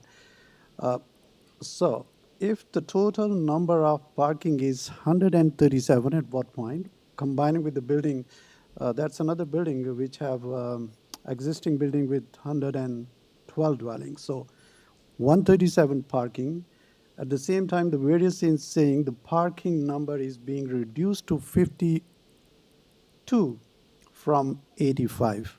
So just need a more clarity on this. Like what's the existing number of the parking, and as well as I would like to know if this reduction is there in the parking numbers, how many accessible parkings are going to be affected by this reduction? Through you, Madam Chair. So the variance actually reduces the requested parking supply that would be on the site to 85. So it's a reduction of 52 of spaces to the 85. So there are lawfully existing for the 112 dwelling units, 137 parking spaces. There is a reduction of 52. The overall supply is then 85 for the entire site. A transportation study was submitted through you, Madam Chair. to support the 85 spaces on the site. Transportation staff have reviewed that and confirmed that they are supportive of that supply on the site. It's essentially, sir, through you, a ratio of 0.6 spaces combined per dwelling unit, so about 0.55 for residents, 0.05 for visitors, and it's reflective of the recent policy and regulatory direction for parking in the city adopted by City Council. That's the December 2021 bylaw that became 89-2022 that has reduced the overall parking supply requirements. So we think the intent of the zoning is met because it's an appropriate parking supply, but it's consistent with the provisions of that new bylaw. In terms of the accessible parking spaces, the variances relate more to the location. There are and if staff just could quickly perhaps show us slide 10 of our PowerPoint presentation, if they're able to put that up. David, the bylaw has, yes, David, just yes. while they're looking that up, unless I'm Yes. incorrect, isn't it 86 spots you're providing? No, it's 85. Because I'm looking, the impact study says 86, 77 residential and 9 visitors. So I thought it was 86, but maybe I'm incorrect. I don't know. Like I'm looking. Yeah, I have 85. I'm trying to find the page here of this study. Anyway, that's what I have in my notes. Madam Chair, I think the variance itself is for 85 parking spaces versus 168. The Burnside study talks about 86 parking spaces. Yeah, it does. And that's probably why the it's a little confusion. There is, Madam Chair, you pointed out rightly, the number of the resident parking is 77 plus 9 visitor parking, which goes to 86. But even if we add 77 and 9 parking, it's go to 87. 86. 88. Yeah. It's more. So that's why I needed a little bit more clarity on that, like exactly what. It is 85, sir. Okay, yeah, it's a little bit confusing because it even 40 at grade and 40 in the garage comes to 86. So I just, anyway, go ahead. No, thank you. And it based on, I was just going to quickly through you, Madam Chair, just do some math on my calculator. So if you give me 1 second as I stall, I can take the ratio I just gave you, 0.05, 140. Yeah, there would be 7 visitors and 0.55 times 40, 70. Yeah, so it's technically we're at the combined rate that we're using. It actually is a little bit lower, but we round up to 85. So there would be roughly 7 or 8 visitors to go with the 77 resident spaces that gets to the 85, and that's the variance being sought. And then through you, Madam Chair, the question about the accessible spaces was also included there in your question, sir. There are some technical rules about certain locations for them and having them in proximity to entrances. What we've done is locate them in areas that can serve both the existing building, because there aren't accessible spaces today, and the new building. It's a bit of a challenge just in terms of the layout of the site to get an accessible space directly adjacent to the entrance for the new proposed building. We've shown you on the site plan that's there on the screen where they are. There's some that are in very good proximity to the existing building, and then the one as you come around the site is located as close as possible to the proposed building so that someone can access at the rear there through that walkway to get to the proposed building as an accessible space. So these are the at-grade accessible spaces, and again, transportation staff have reviewed and confirmed the analysis that they are located in acceptable places to provide accessibility for someone should they be parking on the site for both the existing and the proposed building. Okay, any other questions, panel members? Mr. McKay. Just a quick comment. My note is that transportation services say that they can accept variance 3, and that's the parking spaces. That's the 85 number. So I think that answers that particular issue. Thank you, Madam Chair. Okay, thank you. Any other questions, panel members? Mr. Saeed? Thank you, Madam Chair. And the applicant actually is referred to the TRCA, Storm Water Management, and The applicant has mentioned in their report that they are going to seriously take this matter. I just want to know, like, what kind of improvements are, how you are going to meet this goal for the existing underground parking and to manage this storm water management. Through you, Madam Chair, that's a detail that I don't have. I'd have to pull out the report. We've worked with both city staff and the TRCA to date in terms of reviewing those matters. There will be upgrades on the site as part of this, because obviously it's an existing building that would not have met current standards for a new building.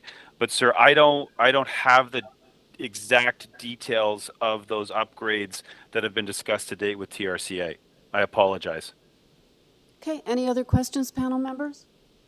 Mr. McKay. Well, just quickly, I see that there's to be some indoor and outdoor amenity space, and I think that wasn't available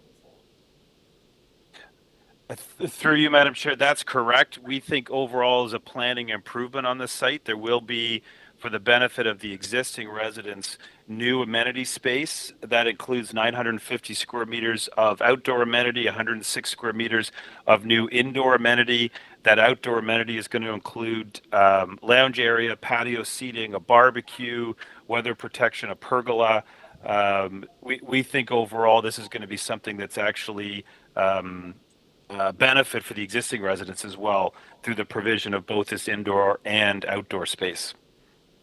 Thanks. Sounds very good. Okay, any other questions? Okay, if there are no more questions, let's take it into committee then. Comments or a motion or both? Mr. Said. Madam Chair, I can move the motion if there is no comments on that. Although there are certain reservations, but overall the application is in a good shape and in the benefits of the residents. Madam Chair, I therefore put forward motion for approval of item number 5, subject to TRCA conditions. Okay, do I have a seconder for that motion? Okay, Mr. McKay. Yes, I second that motion to approve with those TRCA conditions. All right, so a motion to approve, including the TRCA conditions, moved by Mr. Said, seconded by Mr. McKay. All in favor? That carries unanimously. Thank you. Thank you, Madam Chair. My apologies again. Yeah, no worries. Okay, item number 6, 8 Adams Drive. Is there anybody here speaking to Adams Drive?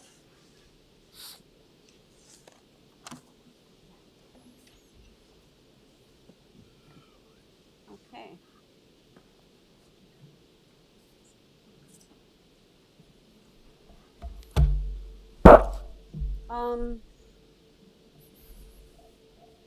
You, sir, are you speaking in opposition to this? This is the owner. This is the owner's family. Ah, okay. You Okay. got lots of people here to Yep. support you. Okay. Can I just have your name for the record, please? Patrick McAuliffe, agent for the owner, Ron Prasad. Okay. They're virtual. Okay. I guess, sorry, there is somebody virtually speaking. Can you just put them on the line? I'd like to see if they're in support or in opposition. Mark, you have been unmuted. Hi, Mr. Fingerson. Yes, that's me. Hi, are you speaking in opposition to this? Absolutely. All right, so I'll come back to you then, sir. I'll have the applicant do a presentation and then I'll come back to you, okay? So if you can Thank just... you so much. All right, thank you. Okay, Mr. McAuliffe, I'll need you to do a presentation, no more than 5 minutes, Okay. please. And clock starts now. I'd like to start off by addressing the 5 issues that are before the committee here. The first issue is the front entrance, which it says on here was provided to provide access to the secondary suites. Could I have a view of the basement of the house? Is your mic on? Can you tell us? Oh, I'm sorry. Okay. It's off. Now it's on. Okay. Okay. Okay. 'Cause Could I we have a couldn't hear view? you very well, so... Could I have a view of the basement apartment up there? What did you want to put The up? view of the basement of the house. Okay, the view of the basement of the house. That's okay, next floor. That's the one. That one? Okay. So this front entrance is not to provide access to the secondary suites. That's to provide access to the furnace, the utility room. Okay? So this is not quite accurate what item number 1 is. Item number 2 is a simple request. Item number 3, again, is what I call a minor variance. Item number 4 is certainly not a minor variance, so it's for the 7 units. And item number 5 I would consider to be a minor item. Now let's address item number 4, the 7 secondary suites. The definition of a secondary suite is as follows, as has been pointed out in many of these letters that have been sent into the city and whatever. So this is about the best definition that I can find here. The definition of a secondary suite referred to is a self-contained living accommodation for an additional person or persons living together as a separate single household unit in which both food preparation and sanitary facilities are provided for the exclusive use of the occupants of the suite located in and subordinate to the dwelling unit. Now, if you take a look at the floor plan, could I see the floor plan again? If you take a look at the floor plan, each unit is exactly that. And each unit contains its own bathroom with a shower, a kitchen with a hot plate built into the countertops, a built-in refrigerator, microwave, washer and dryer, and a proper escape window, just like you would be required to provide in a house where you are sharing the exit. So each one of those units, as individually, meet the requirements of a secondary suite. Now, obviously 7 units were built here. And when they were built obviously without a building permit, because that's why we're here, but they were built to meet all the requirements of the building code. They were built beyond what is required in the building code. He has built just about everything covered with double 5/8 fire-rated drywall. All the proper exits from each unit is provided through the windows.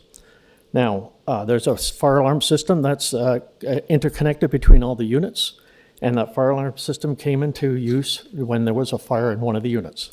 One of the couples in one of the units, this is all students, by the way, just students that are in these units. One of the couples decided to have a fight, and the guy decided he was going to set the place on fire. The fire department showed up. Because of the way it was built, because of all the double 5/8 fire-rated drywall, the fire was maintained to a small area, and that is when the fire department issued the order for that you could not occupy these units, okay?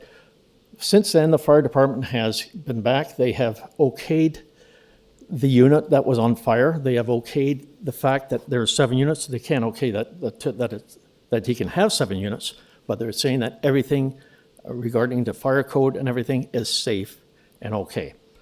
So now we're here now to ask that we be allowed to continue to use this as a 7-unit student residence, because that's all it is meant for, is for students. Now, the occupants of the house, the Prasad family, this is the whole family here. 4 of the family members live in the house. They take care of everything. They look out for the students. They are like the godfather and godmother for all the students down below. They take care of everything.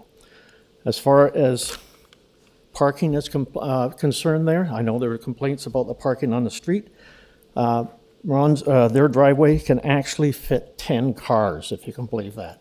So there's no problem with parking. The fire department is happy now with the fire system in the house. The sewage system, because this is on a private road in Scarborough, so there's no city services. But Ron has installed a septic collection system at the front of the house and at the back of the house, which is emptied on a regular basis. He is there in the house. He has to take care of all this. The house is not rented out. He lives in it. Now, excuse me for a second here. Can you wrap up, please? It's 5 minutes. Oh, I'm sorry. Okay, Time flies, so make your last point. Okay, Great. one last issue here. This idea that this could be maintained as a precedent and that other things are going to pop up all over the place. One thing I learned a long time ago in coming to these committee of adjustments, when I first started, I would end up coming here and saying, well, they did this here, they did this here, and they did this here. And I soon learned that that didn't matter, okay? And that's exactly what's happening here. This is a 7-unit secondary suite in this basement apartment, and there's no reason why this has to be used as a precedent. The next couple that comes in here with 3 or 4, that's an individual unit. They cannot use the excuse that, well, you allowed it to be done here, so why can't we have it? Okay. Okay. I'm going to cut you off here because I'll have you back after Okay. I hear from the opposition. Okay. Okay? Thanks.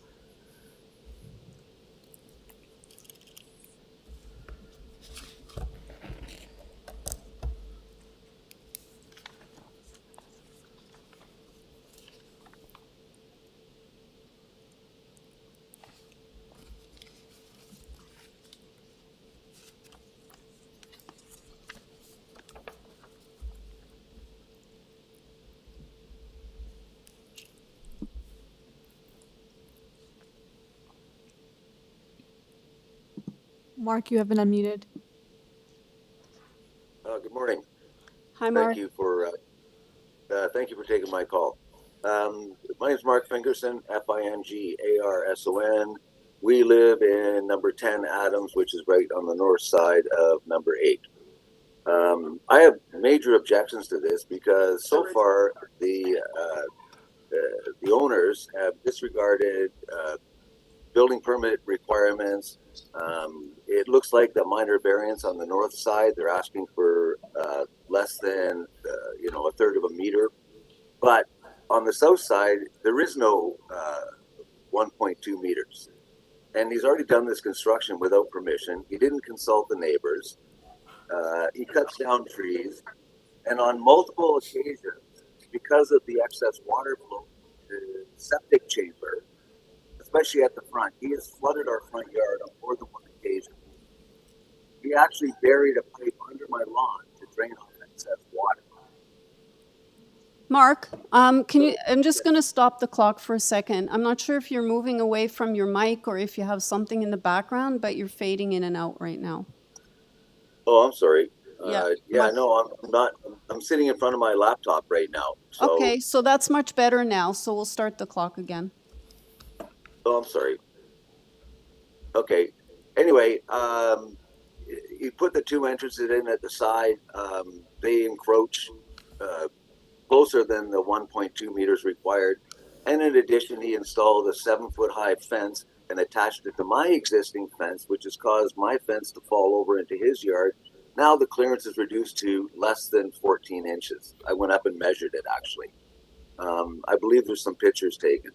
In addition, because he thought he could get away with this 7 units and the bylaw restriction and the no sewers, he actually trenched across the road, and you'll see it on one of the other files from either Maureen O'Brien or Brian Atkinson that shows that he trenched across the road and dug all the way down the road before he was physically stopped by Brian parking his truck across the road.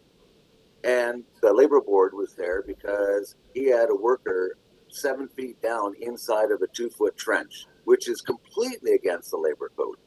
That's a life safety issue. But he put a guy down there and didn't care. He just finished cutting down trees in the front yard without proper safety harness. Put a ladder up to the tree branch and another ladder above the tree branch. So yeah, if you let him have 1 suite, he's going to have 7 people in there. He's got 7 units. Anyway, all the neighbors, we've talked about it. The church across the street, he feels the same way. He has no parking anywhere. They just towed away about 15 cars this morning from Adams Drive because of the car lot parking illegally on the street. The pastors had to put a gate across his church parking lot to stop people from parking illegally in the church, which actually they found someone in the car one, almost frozen. Anyway, that's all I got to say. It would be a bad idea to approve 7 units. Okay, panel members. Yeah, sorry, go ahead. Another thing. I noticed there was a letter from Councillor Ainsley saying that he does not, that this has been a violation consistently. Yeah, there we go. I believe he says he does not endorse this idea. Okay, let me see if there are any questions for you. Panel members, any questions? Nope. Okay, thank you very much, Mr. Fingerson. I'm going to go back to the agent, and if you could, Mr. McAuliffe, if you could speak to the issues that were raised by the speaker. Okay, first off, regarding the trenching of the street, You have to remember this is a private road. So if there ends up being a lot of flooding, who do they call? There's nobody to call. So Ron had the idea that maybe if he trenched a bit, they could get rid of this water. That's what that was all about. Okay, it's not to do with sewage or anything like that. It has to do with the water that's on the street. Okay, and as far as building too close to the property line, yes, and that's what we're here for, to solve these smaller issues, because in reality, they're not that close to, they're minor items, basically, for the clearance, for the side yard setbacks. So I don't, and as far as this letter from the councillor is concerned, I don't understand these letters from the councillor when they haven't even spoken to Ron. They didn't go and see the units. They didn't see what it's like. Those units are beautiful living units that 7 students could be in right now, but they're not. They're perfectly good units, well-built, in a well-maintained house, okay, with parking provided on the property if required. Ron has nothing to do with all these cars that are parking on the street. There happens to be 2 car dealerships that are at the end of the street. They're the ones that are parking on the street. So I don't see how if you went to see this, how you could not be in favor of this. I know it's not legal. 7 units, I know that you're only allowed to have 1, but there's 7 units there, and they're very good units that students could be living in right now. And I ask that you approve this, even though it's not going to set a precedent, because you're the ones that set the precedent. You're the ones that can say no to the next one if they don't meet the same requirements that this meets. So again, I beg that you people approve this, all of these units. Now, if you're going to reject any, please just reject number 4. But I hope you won't. Okay, any questions, panel members? Ms. McCauley. Thank you. Mr. McAuliffe, can you explain what variance you have applied for? It's because Ron built some extra basement stairways into the house. He built a porch on the back of the house, okay? And that porch at the back of the house comes too close to the back property line. One of the stairs to the basement that he built on the side of the house comes too close to the property line. That is what most of these variances are regarding. So do we, what I have here is a variance to legalize the 7 secondary suites in the basement. Do we have variances for the building setbacks and the stairwells? Perhaps staff can just clarify. Through the chair, the variance lists are on the screen. It's related to setbacks, a porch encroachment, the number of suites, and the basement setback. All of the units are built exactly as a secondary suite would be required. They all meet that requirement. They don't have anything to do with any of these requirements here except for number 7. Okay. All right. Sorry, number 4, sorry. Thank you. I think I spent too much time looking at the secondary suites and not enough at the variances requested. But I have a second question with these secondary suites. You applied for a variance to legalize these secondary suites, is that correct? We're applying to permit 7 of these units. Okay. And as I understand, though, that the secondary suites don't meet the zoning bylaw in terms of the requirements for a suite. You don't have individual access to each of those. The access is off a corridor in the basement. No, not necessarily, because as you would in any house, you have a choice. If you're going to have a shared exit, then you must have the escape window. And each one of these units, as well as having the corridors through the house, through the basement, also have an escape window. Each one of them has an escape window. And the fire department has been through all these, and the fire department is happy with things the way they are. Okay, thank you. Okay. No further question. Any other member have a question? Okay, if there are no further questions, let's take it into committee then. Any comments? Mr. McKay. There's, of course, a community planning staff report that really is quite strong, and gives us the opinion that the intent and purpose of both the official plan and the zoning bylaw are not being met. So that's my position. I couldn't support this particular application. That's my comment. Anyone else? Okay, did you want to move a motion then, Mr. McKay? Right, Madam Chair, then I'll proceed. I will move that this application be refused. Okay, Mr. McKay moves refusal of this application. Do I have a seconder? Ms. McCauley? I will second that refusal. Okay, so I have a motion to refuse the application moved by Mr. McKay, seconded by Ms. McCauley. And that's for the reasons as outlined in the community planning report. Do I, all in favor? Okay, that motion carries unanimously. So the application's been refused. Okay, nothing we could do then, guys. Okay, item number 9. Just let me switch files here. Just give me a second.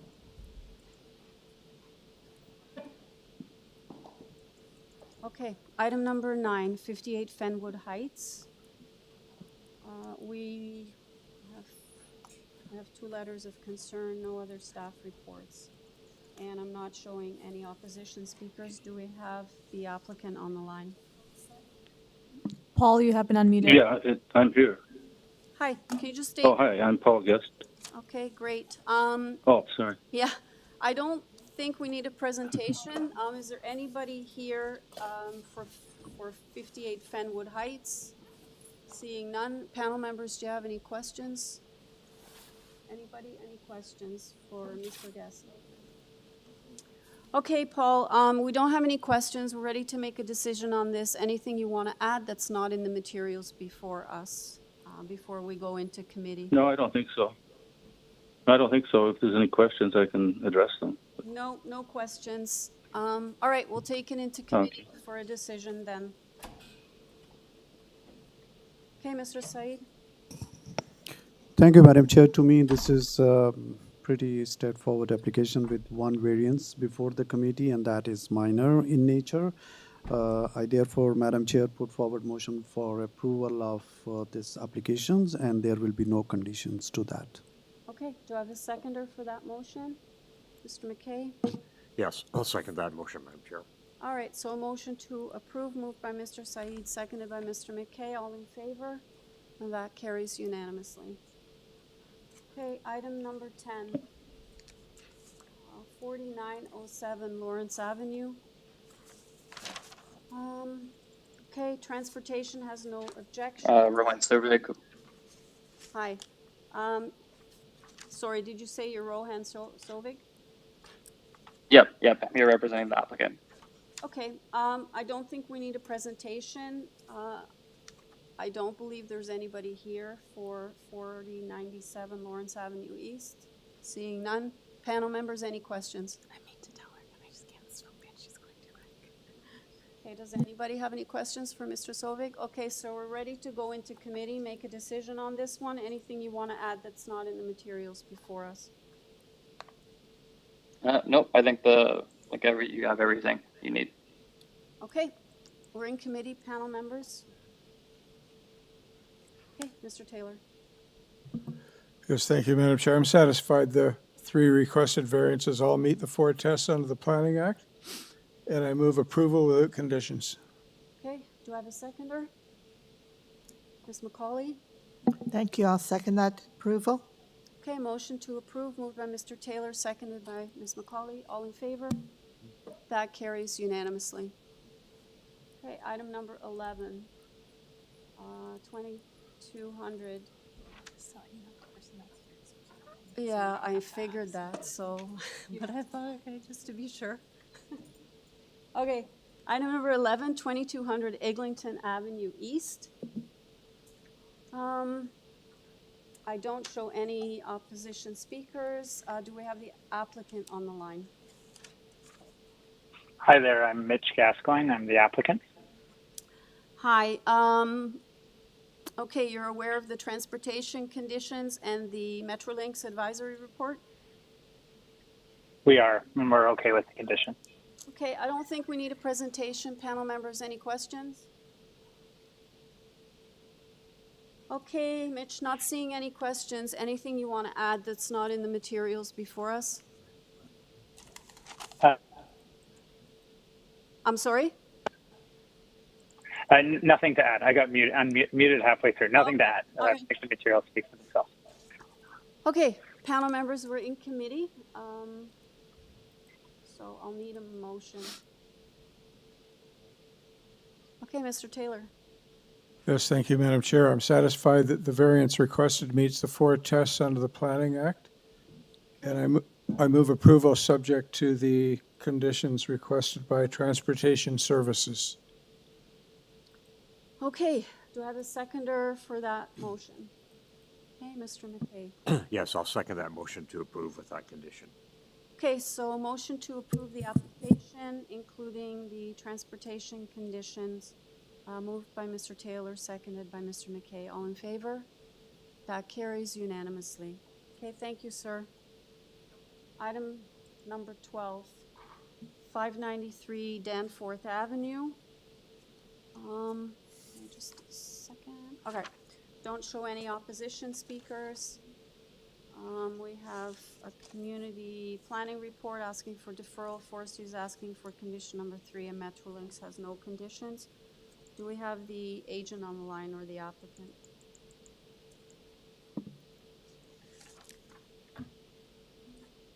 Tessine, you have been unmuted. Yeah, hello, Madam Chair. Good morning. I'm Taseen. Thank you for giving me the opportunity to speak on this project, Address 593 Danforth Road.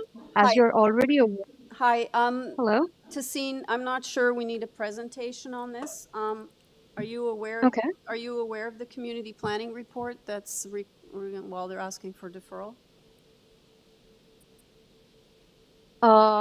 Yes. And what's your and you're also aware, I assume, of the forestry condition and the advisory comments from Metrolinx. So can you just give us your take on the planning position? I would like to, Madam Chair, I would like to take some time on this. Can I come back to you after? Well, that's fine. So you want to do presentations? Is that what you're saying? Because we do, we do, Madam Chair, I would. So, like, you do understand that the planning report is part of our package here. So, you know, the members do take everything into consideration. So I think it'd be good if you kind of let us know whether you're in support of that recommendation, or if not, and if you're not, why.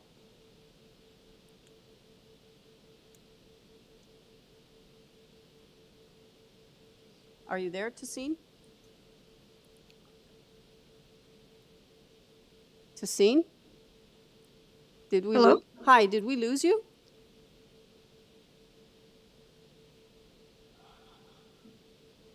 Okay, we can't hear you at all, so I'm not sure if there's something going on your end, or if you're hitting the mute button by mistake. No. I'm so sorry, Madam Chair. I was not being able to hear you as well. Okay, so can you? Yeah, so what I said was that the panel, we look at everything before us, and we do have a community planning report before us that's recommending deferral. So I'd like to know whether you either are supportive of that, and if so, then we'll just vote on a deferral. And if you're not, then I think the panel needs to know why you don't support it.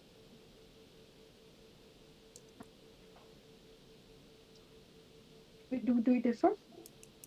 Yes, Madam. We would like to go for the deferral. Okay.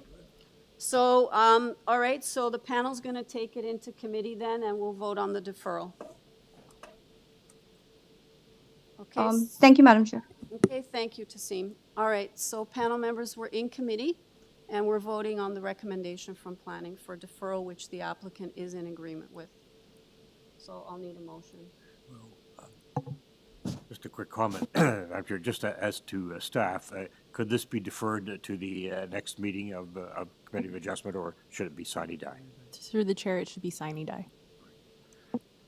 Madam Chair, then I'm please put forward a motion to defer this item, sine die, pertains to 593 Danforth Road. Just for clarification for the record, it's to address community planning concerns. Yeah. Yeah. Okay, Yes. do I have a seconder for that? Okay, Mr. Taylor. Thank you, Madam Chair. I'll second that motion. Okay, so I have a motion to defer this item sine die, and this is to allow the applicant to have discussions with community planning regarding the issues outlined in their report. And that is moved by Mr. McKay, seconded by Mr. Taylor. All in favor? That carries unanimously. Okay, item number 13, 46 Dodge Road. Okay, we have community planning asking us to tie to site plan. Other than that, no conditions. All right. Do we have the architect on the line or the owner? Grant, you have been unmuted. Good morning. Good morning. It's Grant McEachran, architect for the owner. Hi, good morning. I don't think we need a presentation on this. Panel members, do you have any questions for the architect? Mr. Taylor. Thanks, Madam Chair. Yes, we note there's only one variance requested here, and it has to do with front yard setback. Am I right in assuming that's an existing situation? Correct. That's an existing home built, it's probably in the late 40s. And, it's a corner lot that has the setback goes into the existing home. Built back in the day when people didn't worry about the zoning bylaw. we see a lot. We see a lot of these.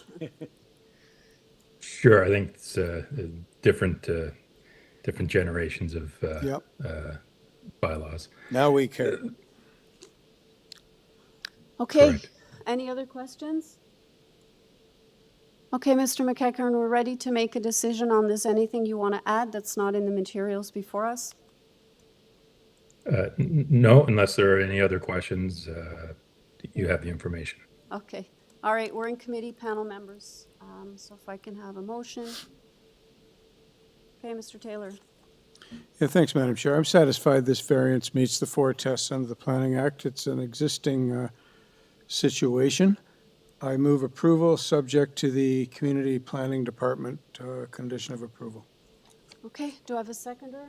I don't know, who had their hand up first? You two. Okay, you guys decide who wants to move second. Well, I'll jump in. All right. I'll second that motion to approve with that community planning, tying it to the plan. Thank you. Okay, so I have a motion to approve the application moved by Mr. Taylor, seconded by Mr. McKay, and that's tying it to the site plan, which is the community planning condition. Okay, all in favor? And that carries unanimously. Okay, thanks. Item number 14, 299 Kennedy Road. We have a community planning report wanting it tied to site plan, and forestry is asking for condition number 2. I don't have any opposition speakers. Do we have the agent on the line? Dan, you have been unmuted. Good afternoon. My name is Dana Chimovic. I'm the architect for this project. Hi, good afternoon. You're aware of the planning condition as well as forestry? I am, thank you. Okay, I don't think we need a presentation. Any questions, panel members? Mr. Saeed. Just for further clarity, if the applicant can tell us the trees, especially the big tree at the front. I know there is urban forestry condition there, but still I want to know, is that the tree is going to be removed or injured? The very big tree at the front of the property, we're hoping to save it. I mean, again, it depends. It is, it's set back from the proposed house by quite a bit because we are 6 meters, over 6 meters from the front property line. If I take a look at the survey drawing and the outline of the size of the tree, we should be okay not to damage the roots or the trees. So the hope is that we won't have to take that tree down.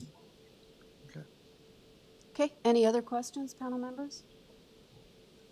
All right, I'm not seeing any more questions. We're ready to take it into committee. Anything you want to add before we make a decision on this that's not in the materials before us? No, I think it's a fairly simple application. I don't think we're asking for anything that's not minor in nature, and I think it's going to be quite an attractive addition to the neighborhood. Okay, we're in committee, panel members. Mr. Saeed. Thank you, Madam Chair. I'm ready to move the motion. Thank you to the applicant for that clarification, and it's good to hear that you are trying to save that tree, which is a big tree in front. Anyway, Madam Chair, I would put forward motion for approval of item 14, subject to community planning and urban forestry conditions.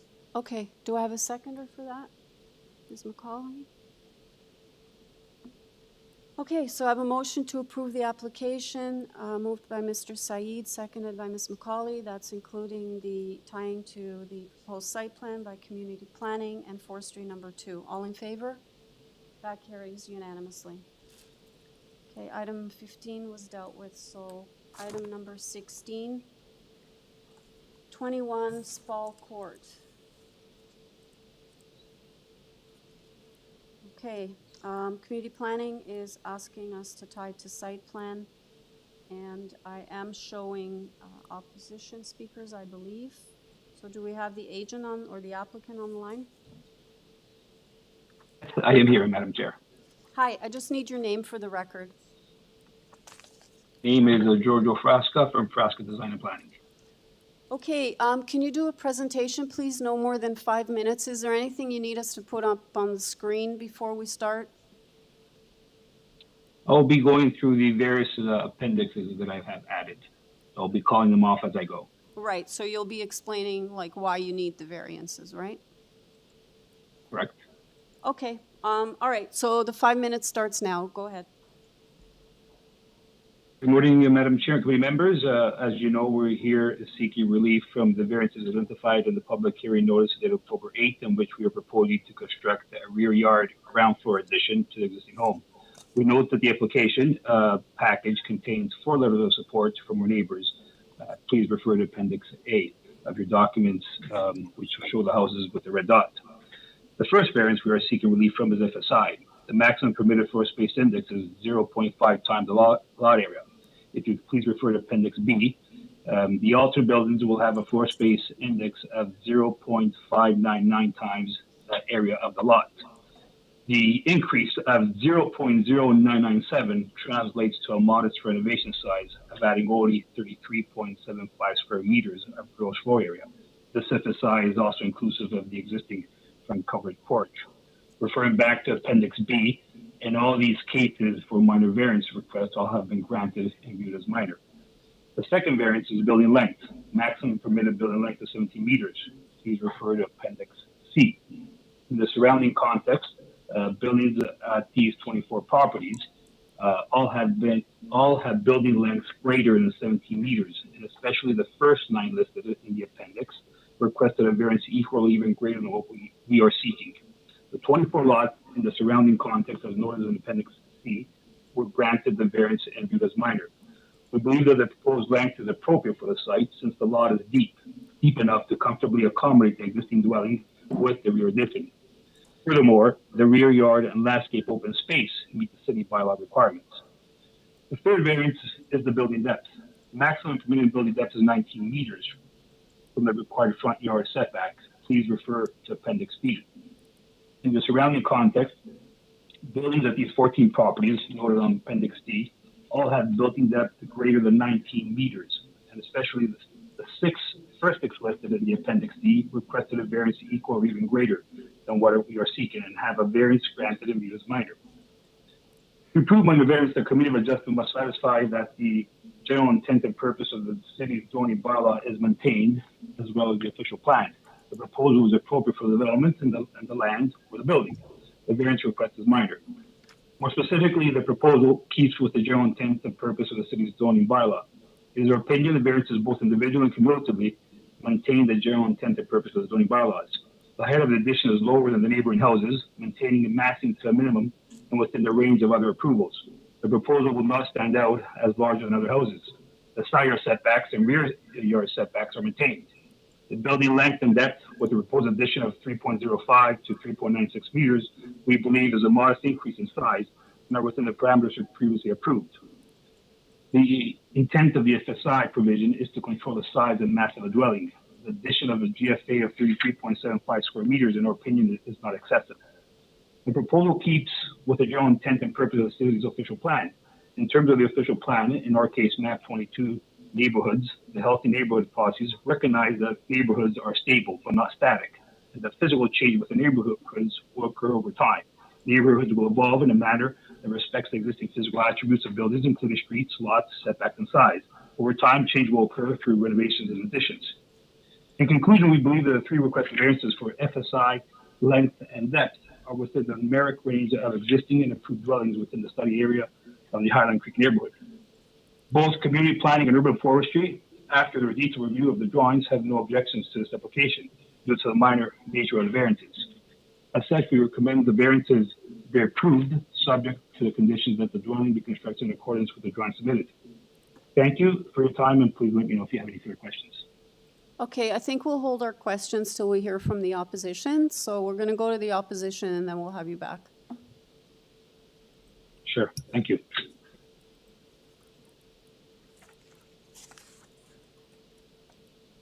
Kelly, you have been unmuted.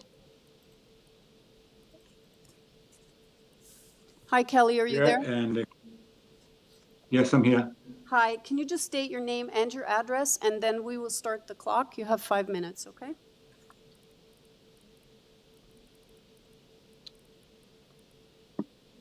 Hello? Hi. Okay, you don't touch any buttons on your end, okay? Once you've been unmuted, because we can't hear you now at all. Okay. Kelly, you've been unmuted. Please do not touch any buttons. My button says mute. Can you hear me? Yeah. Okay, so can you hear me? Okay, hi. I'm Kelly Mohammed. I live at 12 Calvary Trail, and I've been here I'm the original owner. My wife and I have reasons to object to this extensive, large addition to this house that has been standing around for 2 years plus. Firstly, it's an oversized permit. They had a covered deck without a permit that was turned down by City Council. The vote was unanimous. I recognize a few faces there. The matter was appealed and the adjudicator denied it. The structure is still standing. It's an eyesore. There are trees planted at the rear of this property that are not there. They were planted by the developer as one of the conditions of taking down the forestry in the back. In addition to the oversized structure, there are entrances would be a nuisance to the residents who live in the vicinity, with tenants entering and leaving the rear of the property at all hours of day and night. The arable lands at the rear of the property will be covered with this addition, and the water flow runoff will be running down the rear into the storm sewer without any grasslands or gardens to absorb some of the runoff.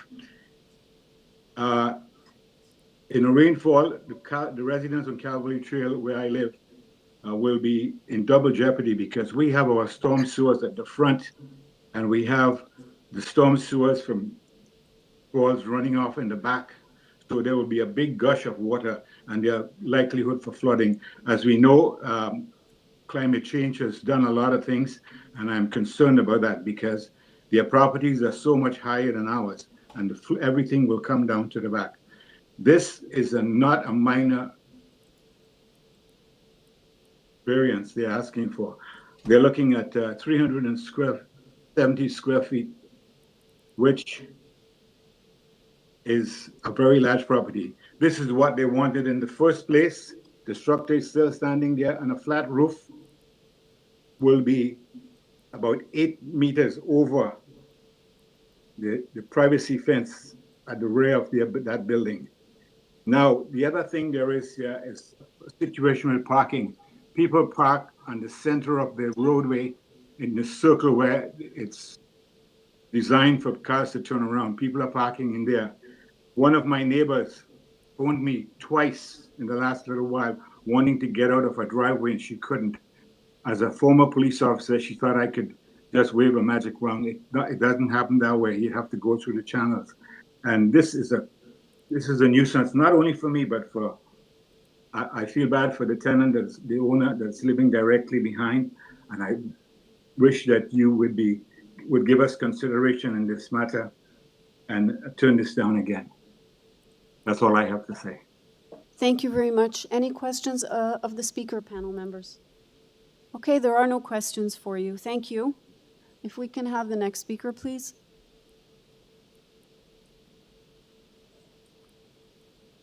Mohammed, you have been unmuted. Hi, can I be heard? Yeah, you can. So please state your name and address for the record, and then we'll start the clock. You have no more than 5 minutes. Thank you. Hello, Madam Chair and committee members. My name is Mohammed Sayed. I live at 18 Calvary Trail, behind 21 Spall Court, and one of the residents that is directly affected by the construction of this proposed rear extension. In the interest of time, can I have the staff bring up my letter of objection? I believe it's letter objection 3, and also the Highland Creek Community secondary plan to be shown later on. Firstly, I just want to say, getting right to the matter at hand, I strongly object to the applicant's proposal to construct this rear extension, as it does not satisfy the 4 tests used by the committee. I would like to summarize my key concerns for you today. Firstly, the proposal is not desirable for the appropriate development or use of land and or building, as no other property on Spall Court or Calverley Trail has a similar extension.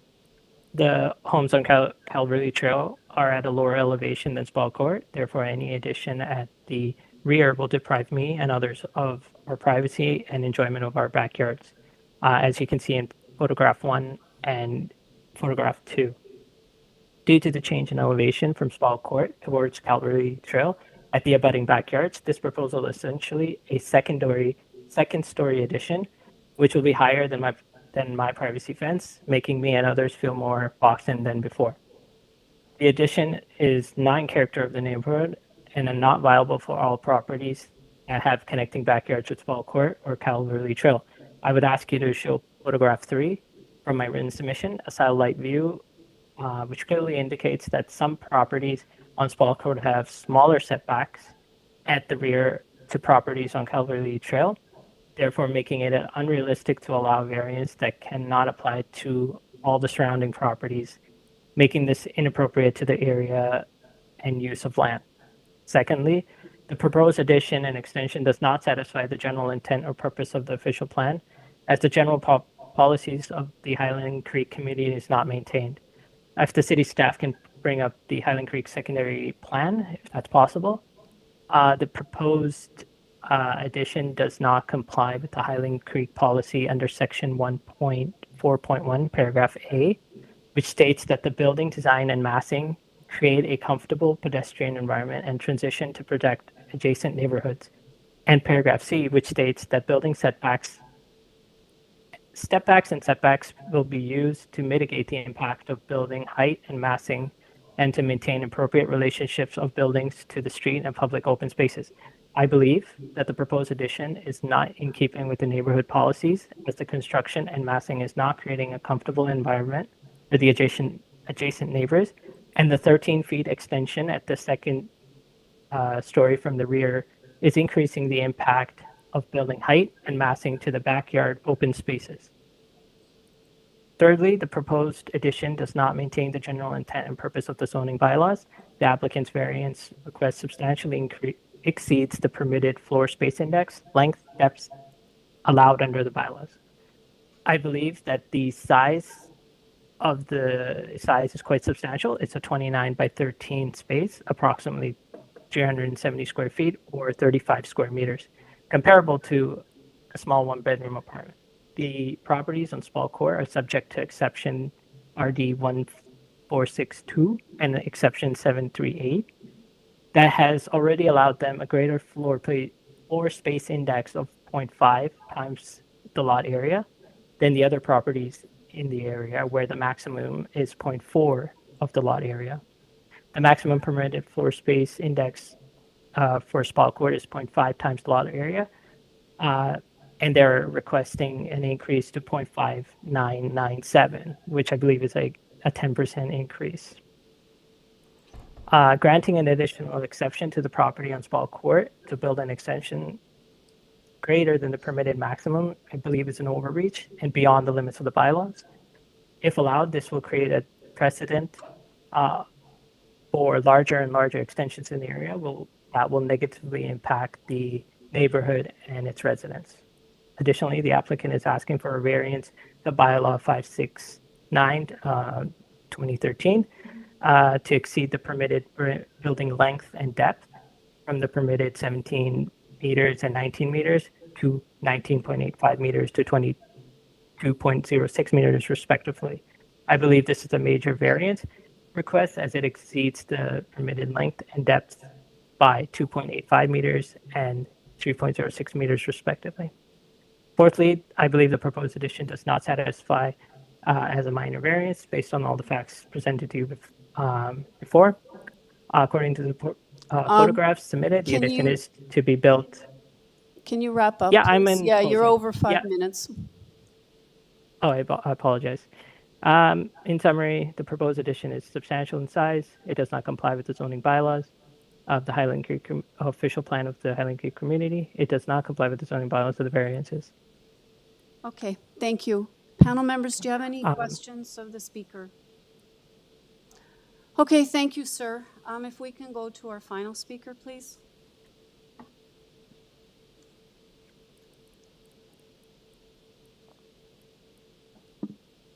Bernardo, you have been unmuted. My name is Bernie Paleo. I am the owner of 16 Calverley Trail. My arguments are all the same as been presented by the other two speakers. So I would just like to speak as a resident here. My parents were the original owner. I am now the new owner. I have inherited the property.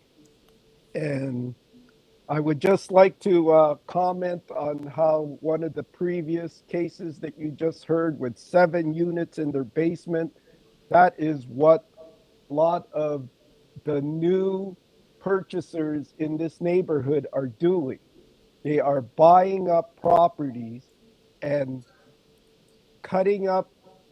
My parents' house is big enough that I could, if I so choose, I could put over 10 units in my house. It's 2,600 square feet. The owner of SPALL does not even live there. A simple Google search will verify this. You could also search for rentals in the neighborhood. Everyone is taking advantage of the student population in the area because of the U of T, and they are making money with their property. And I ask that you put a stop to this. As a firefighter, I have attended many fires where there are literally rooming houses. I attend all the open houses of houses for sale in my neighborhood, and I notice that everyone has illegally converted their homes into basically rooming houses. And I would want to also point out that in 2018, a U of T student died in a house fire. And this is our new reality, is that more of these fires will occur. So as a firefighter, I urge that you turn down this applicant. He originally put up an unlicensed deck. No one has even mentioned that it is still over 1.7 meters above the grade in the backyard, looking into our backyards. And now he is requesting a flat roof, which in the future, he would likely intend to put rails around it. And now he will have a deck above there. So he will get his deck and he will get his roofs. And also in the future, he will enclose the bottom half of this addition, giving him now 3 times the original floor space that he is requesting. So I just can't believe that this thing is considered minor. You saw on the photos how massive it is, and I urge the committee to reject the applicant. Thank you. Thank you. Panel members, any questions for the speaker? Okay, thank you very much, Mr. Pelayo. Let's go back to the applicant.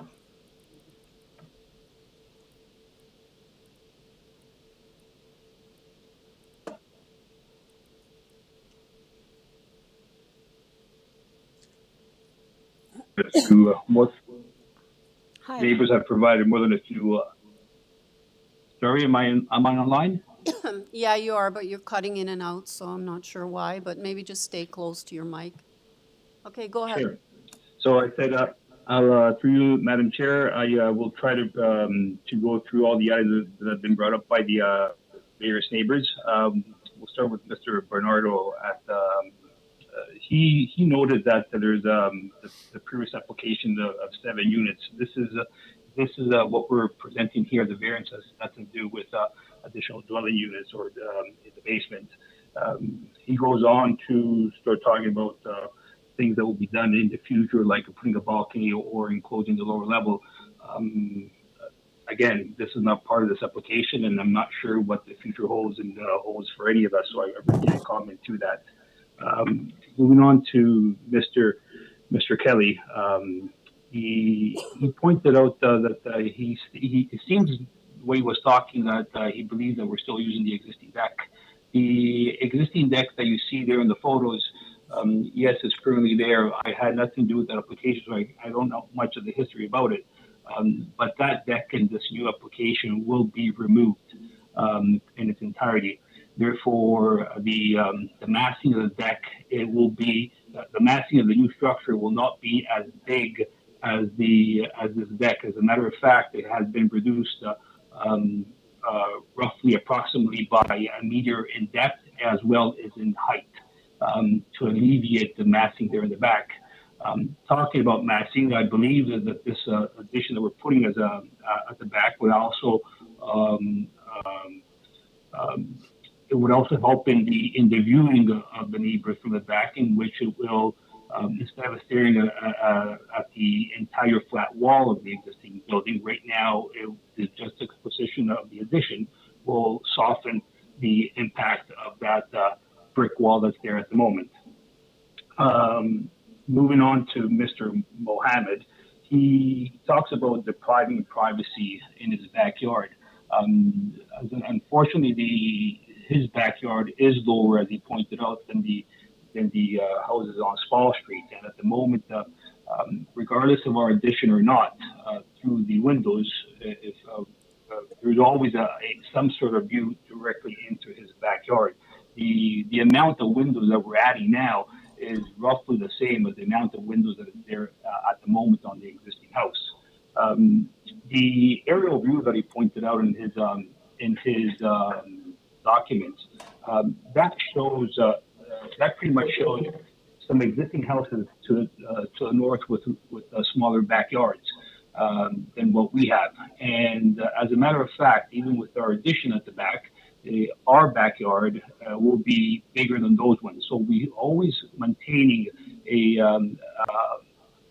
proper setbacks and as well as allowable green space in the backyard. So we're quite distant from the fence, and again, we're complying both in open green space and rear yard setbacks. He mentions part of the in his he mentioned just bear with me. Part of the study, part of the Highland Creek neighborhood study, he mentions that comfortable pedestrian access, if I may quote. I don't believe there is any pedestrian access to the backyard. I believe the reference to that quote was maybe at the front of the house, and we're not really doing anything at the front of the house. All the addition takes place at the back. so we're not impacting any pedestrian access. When he goes on to further talk about the building length and building depth, that is substantially too much as a variance that we're requesting. As pointed out in the appendices that we had that we presented to you, we've gone through several other committee of adjustment hearings through the various neighbors within the Silent Creek neighborhood community, and we were able to find several applications that requested the same variance that we requested, and like I pointed out, in some cases even more. So planning has reviewed our application and determined that everything complies to the 4 test. Therefore, I don't believe that the statement by him that we're asking for that the variance is not minor, I believe it is minor. And as such, please, I would like you to ask to approve the application. Okay, thank you. Panel members, any questions? Okay, if there are no questions, then let's take it into committee for a decision. Okay, any comments? Mr. Taylor. Yeah, thanks, Madam Chair. Yeah, by way of comment, I'm surprised that there was no reference made to the matter that was before this panel in May 2021 for a rear deck with a building length of 19.75 meters and a building depth of 21.21 meters. Which was refused by this panel unanimously. And then a year ago, last April, our refusal was upheld by Toronto Local Appeals Board. Now we're looking for a proposal for a rear wall addition, which is building length is a little bit longer than the deck, and the depth is a little bit longer than the deck. So, you know, I know this is a hearing de novo, but inevitably one is influenced by previous matters related to properties, and I think, I guess in my own mind, I voted to refuse the deck, and I won't be able to support the this addition for the reasons that have already been articulated. It doesn't meet the 4 tests under the Planning Act in my mind. Okay. So that's my comment. Any other comments? If not, I would say you could move a motion if there are no other comments. Okay, yeah, Madam Chair, I'll move refusal on the grounds that the application does not meet the 4 tests under the Planning Act.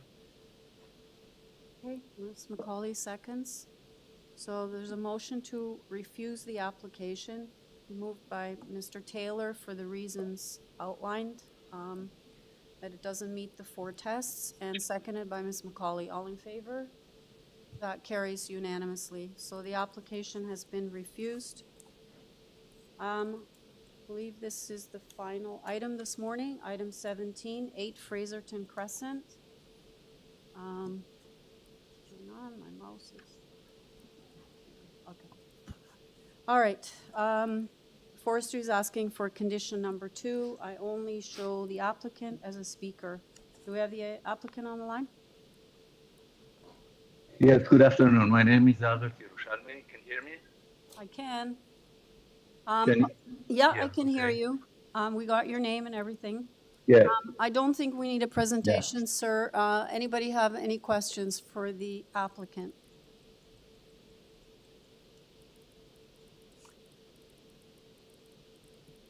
You okay, Mr. McKay, or are you still looking?